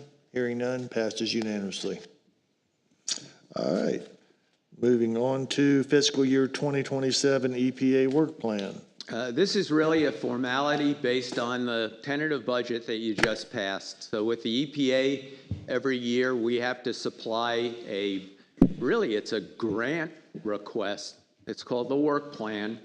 EPA Region 4 will review that work plan, and the more detailed it is, the less that we have to come back and amend, which is a process. And so our work plans are due on or before June 1 because of just the time lag of getting paperwork through agencies, especially federal agencies. We will probably move that work plan maybe even before the May meeting, just to get it started in the EPA Region 4 review. I mentioned it earlier, but we are still waiting for the Infrastructure Investment Job Act work plan letter, grant letter, for this fiscal year. So that work could have started on October 1. Thankfully, our seagrass nurseries aren't in any kind of cash flow issues, but we are moving into February without a grant award letter for that 5th year of the infrastructure. So we try to get in. My goal is to have Dan get in first. Of the 28 NEPs, we want to be the first on somebody's desk for review, and then we just wait for that review to happen. So just a formality. That work plan will be posted once it's submitted online with all these documents that we've just talked about. So that's all I have on that. Any questions? All right, the request for staff is to authorize staff to develop and submit the fiscal year 2027 EPA work plan by June 1st, 2026. So moved. Second. I have a motion by Commissioner Brower, second by Commissioner Atkinson. Anybody from the public wish to comment on the motion? Seeing none, all those in favor signify by saying aye. Aye. Any opposed? Motion passes unanimously. All right, moving on to item G, the independent audit services. So we have been under a 5-year contract with Carr Ingram as our auditors. We do audits every year, and the last year is in process right now. However, it is the end, of this year was the end of that 5-year term. A lot of municipalities and actually nonprofits have a tendency to want to stick with an auditor that's doing really good work. And there's no question, Carr Riggs has done an excellent job for us, good price points, but staff's recommendation is to put it out for a competitive RFP. Our timeline is tight, but we like the idea of opening this up after 5 years, see who comes to the table. We expect and hope that Carr Riggs competes, with whoever comes to the table. But our timeline is going to be as soon as, if you authorize this RFP, we're going to develop it, issue as fast as we can, put an appropriate response time, and come back to you in the May meeting with a recommendation for a 5-year contract. and a scope of work and cost estimate from that top-ranked firm, because literally within a month, we're going to start talking about, this fiscal year in that audit. And so we don't want to delay the, all of the work that has to happen in the audit process. And so should be pretty straightforward. I think it's a conservative approach. Any questions? All right, the request from staff is to authorize them to develop and advertise a competitive RFP for an independent audit service with a term of 5 years. So moved. Motion, do I have a second? Second. I have a motion by Commissioner Brower, second by Commissioner Atkinson. Anybody from the public wish to comment on the motion? Seeing none, all those in favor signify by saying aye. Aye. Any opposed, same sign. Hearing none, passes unanimously. Thank you, Doug. All right, moving on to item 11. Well, before I do that, this meeting's taking a little longer than expected, but we got a lot of housekeeping done, and thank you for your efforts. And I'm going to call Dan personally, telling him you did a most excellent job. There you go. Thank you. He's way better.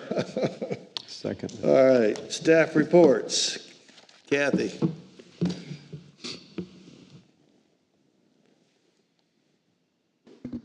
All right. So I'm going to do the communications report and probably KJ's report and Dan's report, so I'll be here for a bit. So these are our socials from last quarter. You can see that Facebook was down a little bit. We had 236,000 views, down about 20%. We believe that's from the holidays, so people aren't on socials as much during the holidays, and things slowed down between Thanksgiving and the New Year. You can see our top-rated Facebook post was that Sea Turtle post about Let's All Celebrate. That got 44,000 views and 948 interactions. And we're really happy with the rest of the engagement for those top five posts as well. Instagram, also down, also because of the holidays, we believe. Our top post there got 3,600 views, and that was about oyster farming, and 2,900 interactions. And you can see the other top posts there as well. From the Northern Lagoon, this is, Jesse's territory. Jesse was out with Riverside Conservancy as part of the NOAA grant, planting clams into Karen Bay. So that was one of the good events in the last quarter. She participated as an educator for Marine Discovery Center in A Day in the Life of the Lagoon, and moderated a session for us at the surf meeting that's the Coastal and Estuarine Research Foundation Federation meeting. That's a big national meeting that happened in Virginia. At the same time that we were all in Alabama, Jesse was in Virginia. Upcoming this quarter, she is coordinating the spring ESERT meeting and assisting the FORS people, that's the Florida Oyster Recovery and Science Group, with their webinar series. So she's going to be stepping into that role a little bit more. And then once the water gets a little warmer, she'll be back in the field regularly. So that is Jesse's life. Heather in the Central Lagoon was really busy with tabling at events last quarter. She did Sebastian Kids Fest and took the Salty Science activity, that's a salinity activity for kids, out several times. So she did Kids Fest at Riverview Park. She did 2 days at Sebastian Clam Bake, also with the Salty Science activity. And at Front Street Park, she was on the steering committee to plan that event and then also tabled at it as well. This quarter, she's already given 3 presentations at Space Coast Birding and Wildlife Festival, and is doing 4 Audubon Advocates classes and co-teaching the Florida Master Naturalist Uplands module with UF-IFAS. And that is going to be over in our building, so up in the classroom where we have our committee meetings. So if you all have people that you would like to send to learn more about uplands, please have them get in touch, and we can set them up in that room. In the Southern Lagoon, Kalita participated on the steering committee for the IRL Science Festival, which just happened in St. Lucie County. That brought out about 5,000 folks, so really good event. She led Lagoon Yoga and a kayak paddle with the St. Lucie County ERD team and as part of their Water Champions program. She attended Orca's Planting Day at Shepherd's Park in Stewart. And upcoming this quarter, she just got back from Tampa Bay Estuary Program's People in Nature Symposium, which just happened a couple of days ago. She is doing a presentation to St. Lucie County Audubon Society and Riverland Garden Club in Port St. Lucie. So she has been busy as well. These are the quarterly metrics for them. So all three of them together went to 16 government meetings, 27 events, did 15 presentations, attended 32 community meetings, were out in the field 8 times, and did 30 outreach events. So for a total of 128 interactions. Any questions on that? Okay. So I'm going to do KJ's report now. KJ was busy this quarter as well. She virtually attended ANEP with us, so she could not come up from Texas for that, but participated online and watched the entire days that we were there. She created a webinar page on onelagoon.org for our webinars. So now all of our webinars are available online. If you want to rewatch them or watch them for the first time, you can do that. You can also register one time for all of our webinars for the entire year using that sign-in on that page. She produced, let's see, 4 What's Up in the Watershed webinars for us. So we do 1 webinar a month, and she does the back-end production on that, so she produced those. She developed and this is yeoman's work, and I do want to give her a shout out for this. She is working on our internal file management database, which is 10 years worth of records. It's a bear, an absolute bear, and she is doing yeoman's work to get it organized and get it where we need it. So that is taking up a lot of her time. Let's see, she also did a review of our Frontiers in Marine Science publication, which is a policy document that will go into the Frontiers publication. And then she did the publishing on our 2026 first quarter newsletter. So she has been busy as well. Questions on that? All right. Now I'm going to be Dan. So this is Dan's project update. At the end of the first quarter, we had 35 active projects going and underway. We have 6 CCMP projects that are pending because we have not gotten our award letter yet, as Dwayne mentioned, for the IIJA funding. So we're expecting that anytime, but we don't have it yet, so those projects are just waiting to move forward. 3 projects completed during quarter 1, and so I'll go over those pretty briefly. The first one is the ZIP project. This was a small grants project up in Volusia County, where they used galvanized metal as a biodegradable substrate for oysters and doing oyster restoration. You can see the configuration there is they put a 5-gallon bucket of oyster shell into these galvanized metal bags, laid them out in squares, and in between all of those squares, there is more mesh sort of on the bottom there with oyster shells laid on top. And the reason for that is so the oysters wouldn't sink into the substrate, and so they stayed available for recruitment for new oysters. So they're going to monitor that and see how it goes and see if it's a viable alternative to other methods. So that was one. Here are our 2 new atmospheric deposition stations. So those are finally completed. We have always had our atmospheric deposition station on Coconut Point in Sebastian, out at Sebastian Inlet. That's been there for years and was at one time the only atmospheric deposition station for the entire lagoon. So now we have these 2 other ones. One of those is in Canaveral National Seashore, so that gives us our northern coverage. And the other one is down in Martin County at near Riverside Park. It's on school property, though, down there.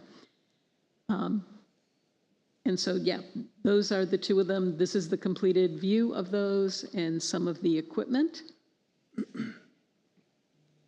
And then the last project that completed was a pretty interesting one from University of Maryland at Baltimore. This was development of a rapid diagnostic assay for detecting paralytic shellfish toxins in pyridinium, which is a harmful algal species. And what that was, it's basically a really quick field test where pyridinium will fluoresce, so it glows if it has PSP in it. And they developed the methodology for doing that in the field. So you take your sample, if it's got pyridinium in it and you heat it up, you can make it fluoresce, and then you shine a black light on it, and if it glows, you know that you have paralytic shellfish toxins.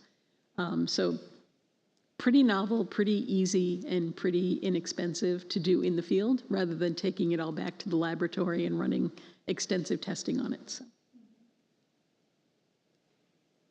That is all for me, unless you have questions. Thanks. Any questions? And you've heard enough from me today, so I'm going to be really brief. My last 90 days, there's a list in your package. You can look at all the activities that I did prior to this meeting. But I do want to give two quick updates. So let's start with the state. Governor DeSantis once again proposed a budget that is historic in the amount of money being applied to clean water, resilient communities, Everglades restoration. It includes $100 million for the Indian River Lagoon and Biscayne Bay. And so we hope that the House and the Senate, just acknowledge that commitment. If you remember back in 23, through an executive order, Governor DeSantis called for the creation of the Indian River Lagoon Protection Program. That is now in law. The council is actually in that language.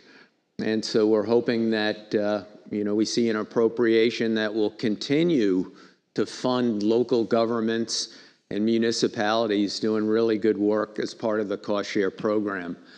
And so I would just want to thank the governor and the legislature. These last 4 years, and actually 8 years, have been, historic in the amount of funding for water from the state of Florida. At the federal level, let me stay at the state. As we look forward, the big topics in Tallahassee that could have implications to us, but we don't know where they're going to stand. They're uncertain. Insurance is going to be a big issue. Property tax and ad valorem taxes, really big issue. I'll be up there next week. I don't think I'm going to learn any more than I know now, that we're just going to have to wait for the session to end and see where it lands on those issues. But just for the record, if our partners, both the water management districts, DEP, and our counties are impacted financially, that could have a potential impact on our interlocal agreement and the funding commitments. And so that won't happen in the next year, but 27, 28 is very uncertain moving forward. At the federal level, I've got also some good news. And so we have been literally working since September with Congress and the offices and with the Association of National Estuary Programs and their intergovernmental consultants. And so we have passed the House for reauthorization, and we get reauthorized every 5 years. Technically, if you're not reauthorized, you should not be getting dollars appropriated, although Congress has not really adhered to that. And there have been times in the decades of the Indian River Lagoon program and National Estuary program where we had appropriations without reauthorization. We are a little unsure right at the moment, and I'll get more information about how the bill moves through to the Senate. There's a couple different avenues, but we are guardedly optimistic that we will have the same kind of bipartisan support in the Senate, and that we'll be able to, get to the president's desk to have our reauthorization signed into law during this congressional session. Appropriations, there are some entities out there that are still concerned about fiscal year 26.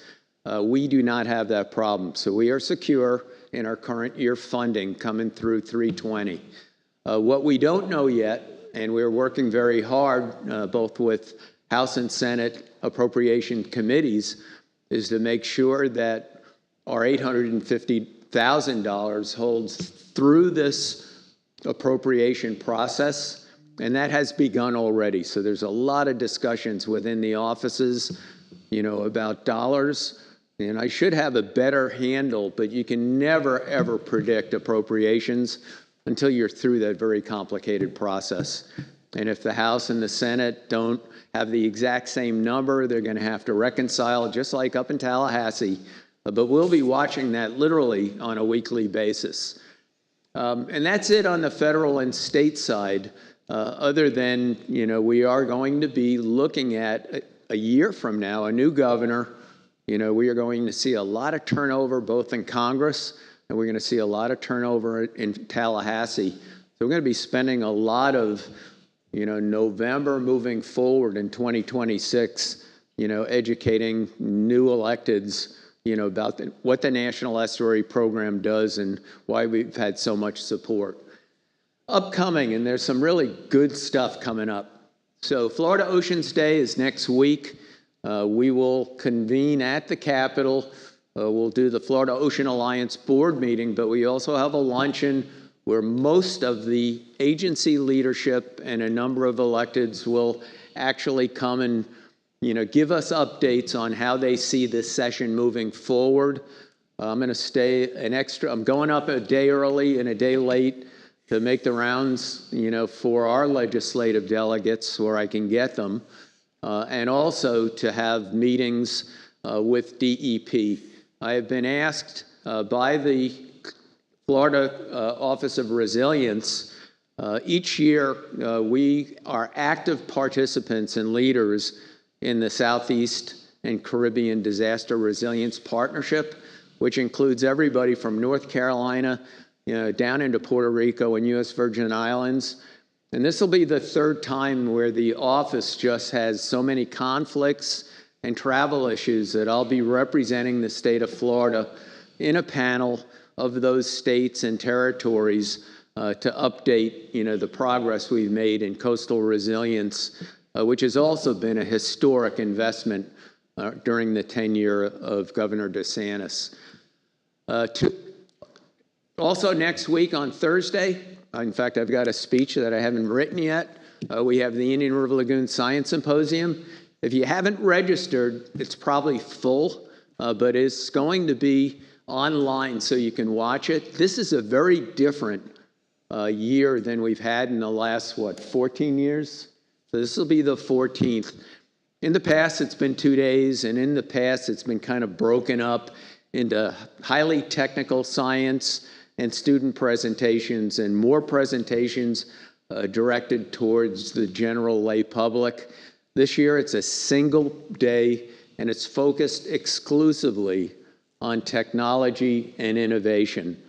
And it's aligning with FAU's new role as the home for the Florida Office of the Ocean Economy, which was passed into law 2 sessions ago, and not funded that first year, but they're seeking funding.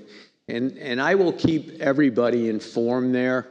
This is going to be a deliberate expansion of strategic planning for ocean, coastal innovation and technology.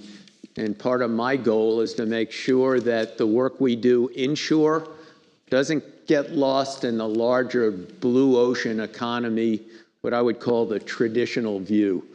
And I'm really excited that that is the first time. So think about the work of Visit Florida, Space Florida. This puts marine and coastal and ocean issues, right on the table and brings ports, industry, the work, actually some of the work we're funding. We are funding a workforce that is significant. I think 16 private companies are just in our NOAA proposal, along with universities, and nonprofits and other entities. I will be at that Southeastern Caribbean Disaster Resilience Partnership. I think it's in 2 weeks. You can see the date, early March. Then we have a mandatory meeting. We have 2 each year. In the fall, the one that Commissioner Urban is always tech transfer among the NEPs. We go to Washington once a year.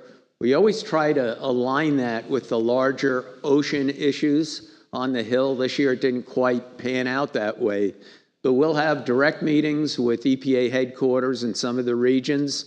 But while we're there, we'll be, talking to our delegation, talking to some of the agency heads. And so those are really important,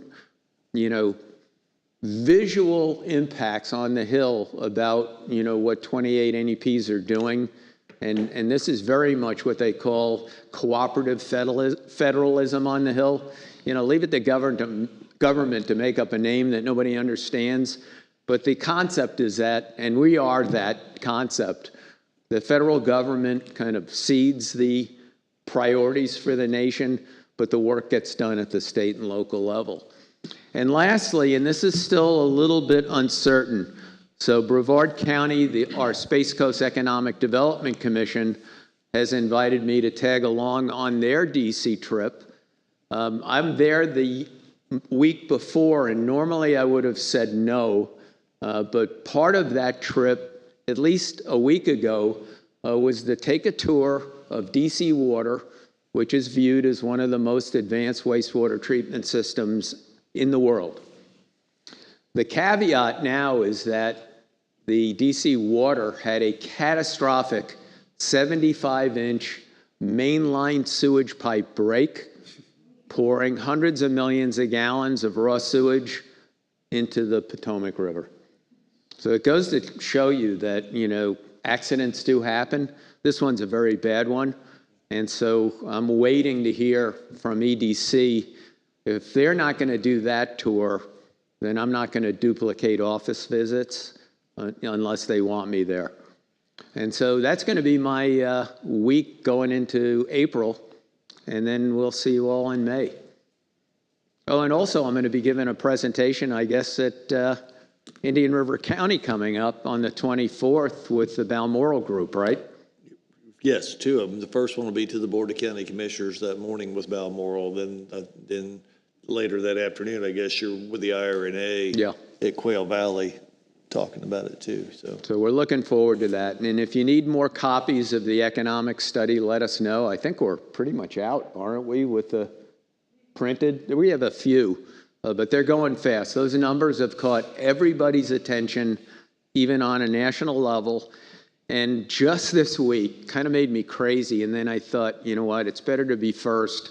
EPA headquarters decided maybe we should have an economic analysis of every single NEP in the nation as we move to the 250th anniversary, of our government. And at first I went, God, I wish I had known that. We could have saved some money. But they would never have done the detail that the Balmoral Group did for us, or the benefit cost ratios on independent projects. So after I got over my, oh my gosh, I thought, you know what, we're still in better shape. So I have sent that whole documentation to EPA headquarters, so they can see how the Balmoral approached that methodology. And I suspect that they will have a different methodology at the national level, which will come up with probably a different number than what we have in our own report. So that's all I have, Mr. Chair, other than thank you all for a very productive meeting. Thank you. Any further questions? All right, if we can go through what this board has to offer. We'll start down there at the end with Mr. Hurley from South Florida Water Management District. What's going on? Thank you, Mr. Chairman. We had our meeting, Board of Governors meeting yesterday. It's dry. I'll start with the opportunities that come with that. Of course, South Florida, one of our primary concerns is Lake Okeechobee, and the very low lake level is affording us an opportunity to do a lot of environmental work. They're going to do some prescribed burns, removal of some invasive species, some muck removal, some things that you can only do when the lake's really, really low. And so the board granted staff the funding and the authorization to go ahead and start doing all that work. The challenges, we're faced with obviously a lot of competing interests for the water. So while we're not in a supply emergency yet, we're anticipating and planning for that. So The board authorized staff to start mobilizing pumps to deal with any kind of low lake level that wouldn't allow gravity feed into the systems. So we're going to have about 1,880 CFS pumping capacity to augment the gravity flows into the systems, both south, as well as west into the Caloosahatchee. So, it's like all of us, we're just hopeful that we can avoid the worst of it. But the staff has really been very proactive in getting ready for a potential, more severe situation than we currently have now with the drought. So, one of our more colorful members just suggested we all do a rain dance. So that's about all we can do. And I think one of the issues that came up, and it speaks to, I guess, really the counties, is there really has out in the citizenry, as it were, there's really not been a lot of good communication on conservation and enforcing, watering schedules, for landscaping and the like. And we took that up and talked a little bit about it, but the district is going to start to spend some PR resources to try to start communicating the importance of conservation while we can now, so that so we can delay the potential for water, restrictions later. But I'd be curious with you all at the county level, is that something that's even on your radar screen as far as communications go? Because it seems like that's an important element here as we kind of work our way through the dry season, is communicating to our constituents that, 2-a-day watering or 3-day whatever their local rules are there for a reason. And the more we can adhere to those, the better chance we have of avoiding restrictions later. So, but that was basically the content of our meeting. All right, thank you. Ms. Davis. No updates from DEP. Mr. Clasby. Other than that we're in a burn ban right now, I have nothing further to add at the moment. Mr. Brower. Well, I can fill your time. I just wanted to mention a few things. Really glad to hear what you say. It's become a big discussion in Volusia County, is just conservation. How do we do it? We've got some members of the public that want us to put meters on people's homes and control how much water they can use. That's not going to happen, I hope. I'm not going to encourage it. But we are looking for ways to incentivize conservation, and even having the county take the lead in anything that we build and plant. Instead of laying down a lot of St. Augustine grass, put down a ground cover that does much better with water. I want to take the lead on it. So glad to hear that you're focusing on that as well. Just a couple things real quick. The Marine Science Center, which it's between the lagoon and the mouth of the inlet, and I bring it up for your benefit because I think we just added an artificial reef exhibit, and I think we have the only population of living snook on our end of the lagoon after 4 nights of sub-freezing weather. It was really fun to see them. We just opened it up 2 weeks ago. Another update, I brought it up before, but now it's actually happening. After 2 years, we got a permit from the EPA for a company called Reovation. They're working with Stetson University at the Stetson Aquatic Center. I believe it's on Lake Beresford. They have what they call a biomaze system that actually fits into an established septic tank. You don't have to replace the tank. You don't have to replace the drain field.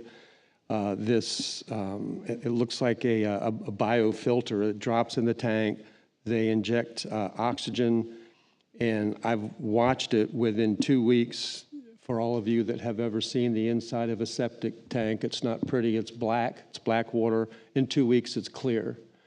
And in that biomaze, there'll be 2 feet long filaments of bacteria that just comes from our bodies and natural biology. So it's using the microorganisms, air diffusion, and then this fixed film media to clean the water. They've got 10 homes right on the grounds. That's all of the homes there, and all of them agreed to be part of the program. The EPA wants a really in-depth evaluation. So Stetson will measure the water before treatment, after treatment, and in the lake, because I think it was you that said when you flood, yeah, it was you, lobsters. When the toilets are flushed, when everybody gets home from work at 6 p.m., they go out and check the water in the lake, and they watch the nitrogen rise. It doesn't take that long. I'm really interested in seeing how this works. If it works, like I believe it will, they're removing 80 to 90% of the nitrogen in the water. It would be so, because you don't have to replace the tank or the drain field, it's very cost effective, and it could go in areas where you can't have retooling of septic systems in neighborhoods, in rural areas in low-lying parts of the lagoon. You can drop this in, and it could significantly reduce nitrogen going into the lagoon. So I'll keep you informed. That's just getting started. I thank the EPA for the long process of evaluation just to get to this point. On Tuesday, our next Tuesday meeting, we have an interesting vote coming up on what we are calling toilet to tap or toilet to aquifer. It's the practice of cleaning up reclaimed water to a drinking water quality, and then incorporating that into the potable water system. Most people don't want that, so we have written an amendment to our charter. We're a charter county. We'll go on the ballot in November if it's passed, that would ban the inclusion of cleaned up sewage water into our drinking water system, and even worse, into injecting it directly into the aquifer to try and bring up the level of water so that people don't lose their cup limits, since many cities and counties are pushing on it. So it'll be interesting to see how that goes. And then lastly, I just want to ask for the board's support, for your staff's support. We have a program called Volusia Forever in Volusia County, and it's a willing seller program where property owners can sell their property to the county. Volusia Forever. It keeps it from being developed. It's the best way in this period of a very rapid development. It's the best way that we have found to be able to conserve areas of the county where we don't want development around wetlands, in wetlands, agricultural lands. So it's a very important program, but it's coming under attack, actually from within the county council, at least by one member. But he's well liked. I like him. He's a friend. He's convincing. He wants to change the program from Volusia Forever to Volusia for, however long it may be. The voters voted on this twice and approved it. So we're buying land with the intention of putting it in conservation forever. There's a push now to not have it be forever. And the reason is because there's a belief that we work a lot with the St. John's Water Management District, the EPA, with joint purchase agreements. And in those agreements, there's a requirement that there can't be commercial wells on it. He doesn't agree with that because he said we might need the water in the future. I think that's a brilliant part of the program because it keeps us from pumping out more water from the aquifer. What it does is it excludes commercial pumping, like for bottling plants or data centers that take a huge amount of water. It doesn't allow that. It does allow a farmer to continue to pump water for those reasons. So I would ask for, I don't know if this would just come from staff or from the board, but for a letter of support for the Volusia Forever program. We've bought over 60,000 acres of land, put it in conservation since 2020 when it first came to be, because it is under attack and receiving a lot of public support, and I would just appreciate the support from your staff or this board, however you would like to proceed with that. If it's the board's consensus, I'm happy to write that letter. I'll need to talk to Volusia County staff to get some facts. Right. We have done this in the past. Typically, we won't get involved in regulatory issues, but we have gotten involved either through letter or resolution for what I would call larger issues. You know, we did that with the 528 Causeway by resolution. We did it with, if I remember, the biosolids discussion back in 2018-19. So if it's the pleasure of the board, staff is willing and able to get a letter out promptly with your direction. Can I make a motion? Sure. Well, I was going to ask, Glenn, can we do it as a consensus, or does it need to be a motion, or? Good. What's that? Consensus is fine. Yeah. I think it's a great idea to help you. We've done the same thing. We passed a $50 million bond to buy properties, and they're in perpetuity. There's no language in it that's ever says it's just temporary. Yeah. So. Good. Everybody good with it? Oh, yeah. All right. I think you're good with it, sir. Thank you. Appreciate it. Thank you. Anything else? I think I'm done. All right. Commissioner Atkinson. So as normal, if everybody will bear with me while I brag on Brevard County for a little bit. I'm just going to go through the quarterly report. We've had 9 quick connects of homes on existing sewer with the septic removal, 8 leaky lateral repairs of private sewer leaks, 66 septic upgrades from conventional septic to advanced nitrogen reducing septic. The Ray Bullard wastewater treatment facility upgrade finally began construction. 15 Brevard County septic to sewer neighborhood conversion projects are under construction, and that's going to convert 590 existing homes from septic to sewer. 2 Brevard County stormwater treatment projects were completed. 1 Titusville stormwater project was completed. The Grand Canal muck removal project was completed. It removed 548,000 cubic yards of muck, and we're restoring the site where we were processing all that. That should be done on February 28th.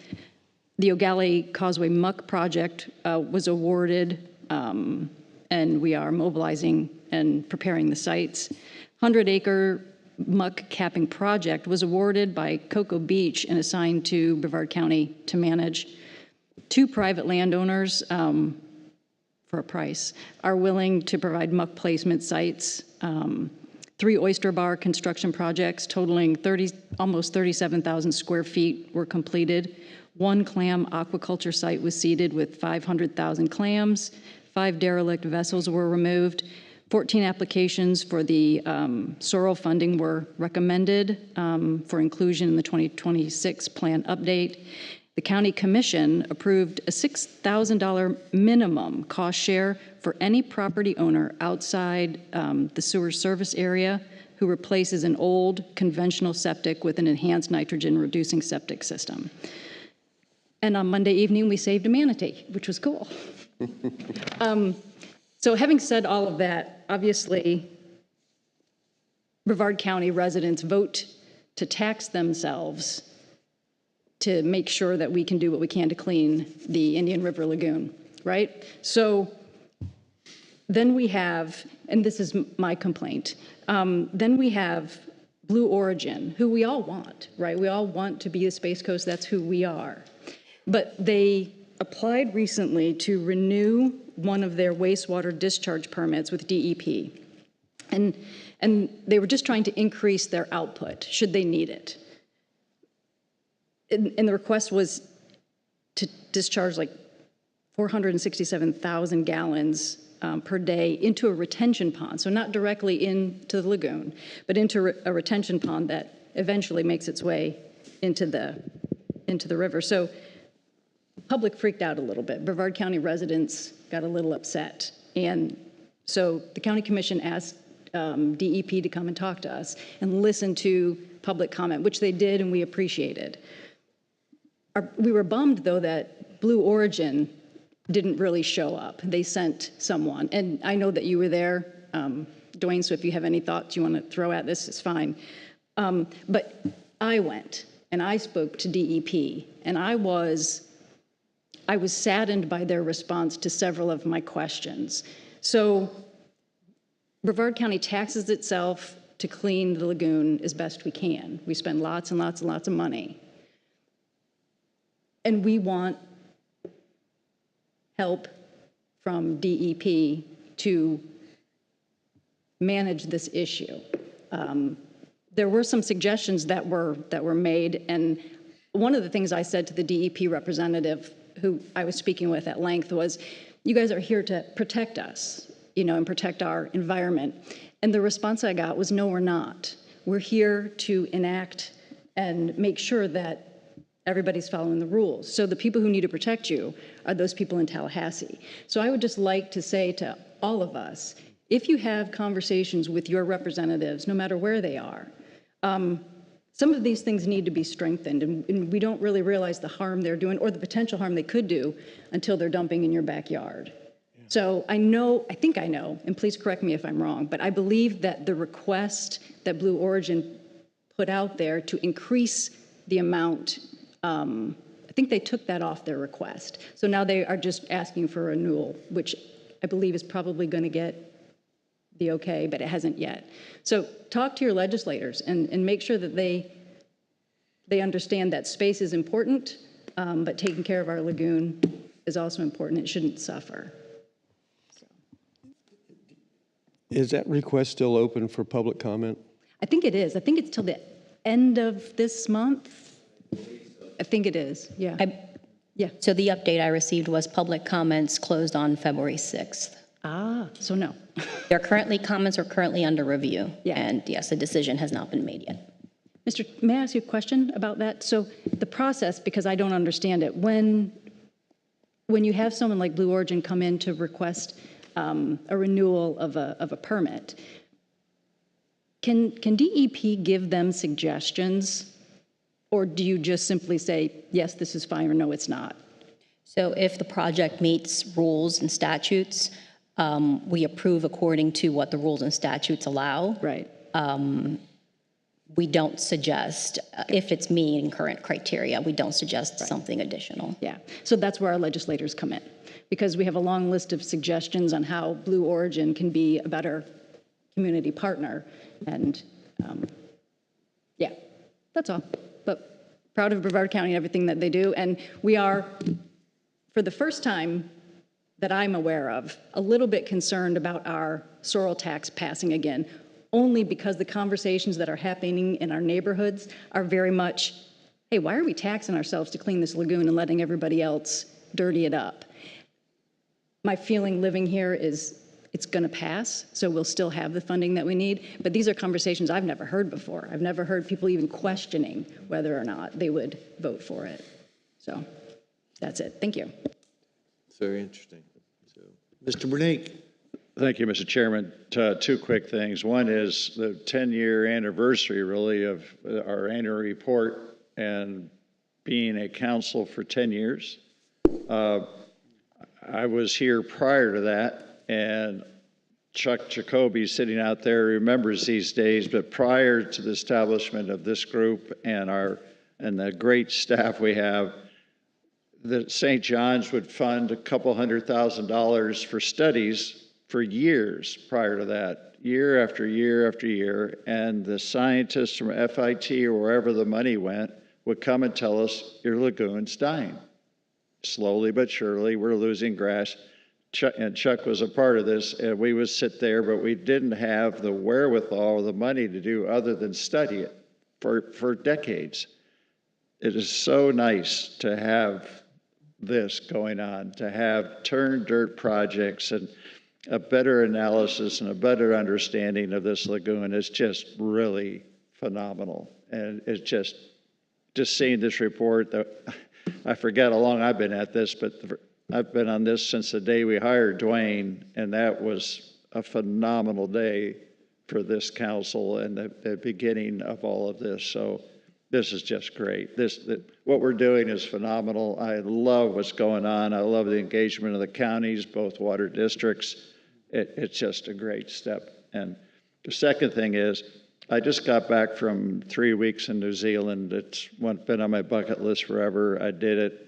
I toured the two huge islands and took 5 boat rides to take a good hard look at the environment of what they're doing down there. I visited with 2 ranchers and a guy who's been there, his family's been there for over 600 years. The changes, positive, negative, he sees.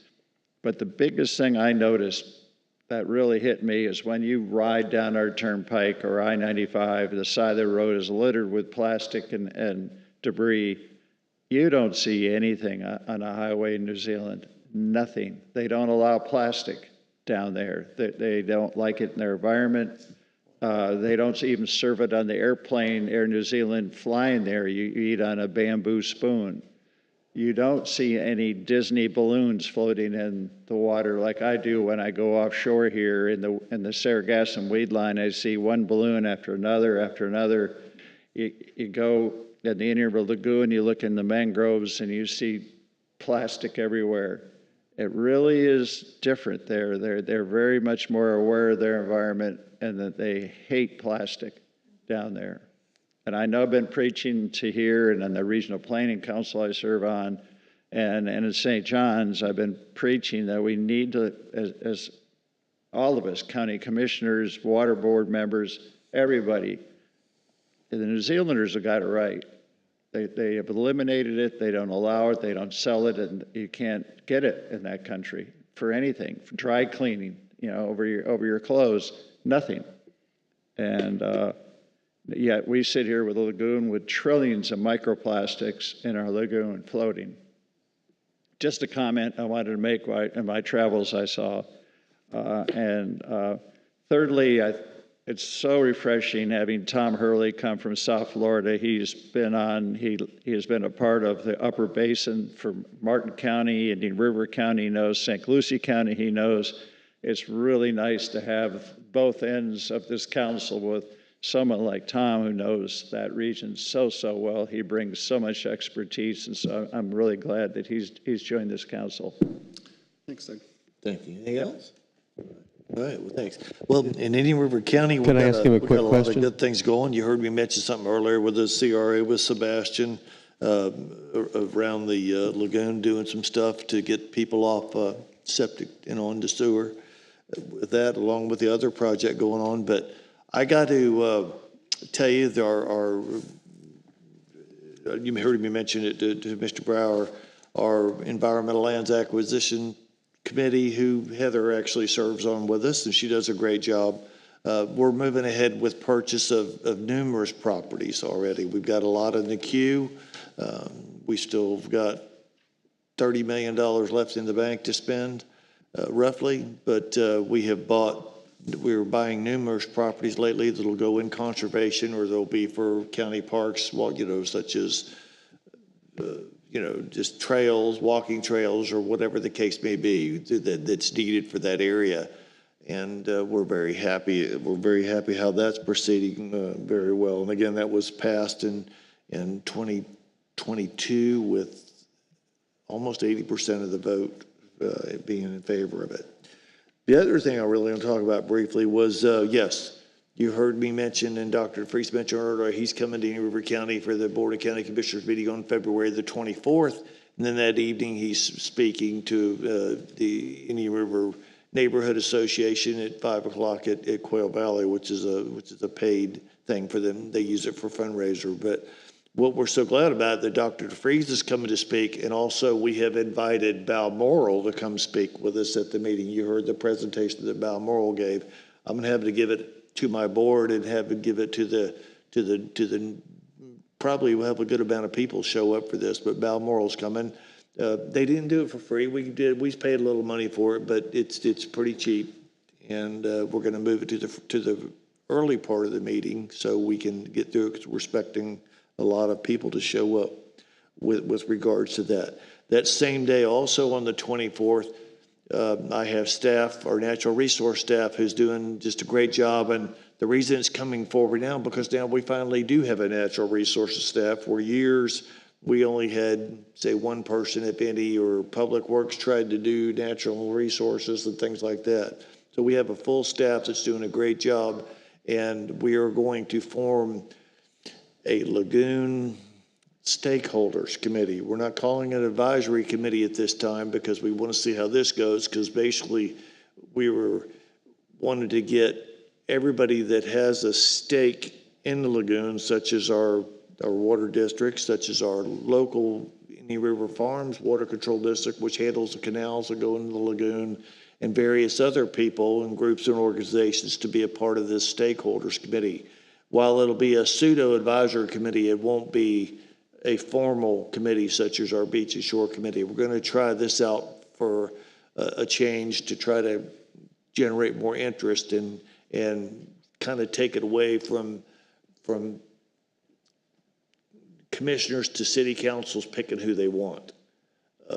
We're trying to, that's the kind of the theory behind it, to make a long story short. So we're looking forward to that getting passed by the board and forming that to come up on the 24th, just along with everything else we've got going, and so we're doing very well. We're moving on some good projects, working with the cities in the county for the lagoon to come in. We just cleaned out if anybody's familiar with, I still call it Dodger Town, it's now Jackie Robinson Training Center. There was a huge canal that runs right through there. It runs to the main canal that actually drained the Vero Beach Airport. And that canal was overgrown so bad that the county, on behalf of the city, they're going to pay us back, and hopefully they say, and we clean that canal out. So we're looking for a lot of good things where we can do some projects in this area as soon as we find out and make sure that the project we're doing works for drainage wise. So we're very happy about that. But other than that, that's all I have. And I want to thank each and every one of you, and thank Dr. DeFries and Dan and Kathy and Aaron and Glenn and the rest of the staff for allowing me to serve as your chairman for the past year. It's been an honor and a pleasure. And with that, the next meeting is on May 8th, 2026, right here at 9:30 a.m. With that, if anybody has anything else, this meeting will be adjourned. Thank you.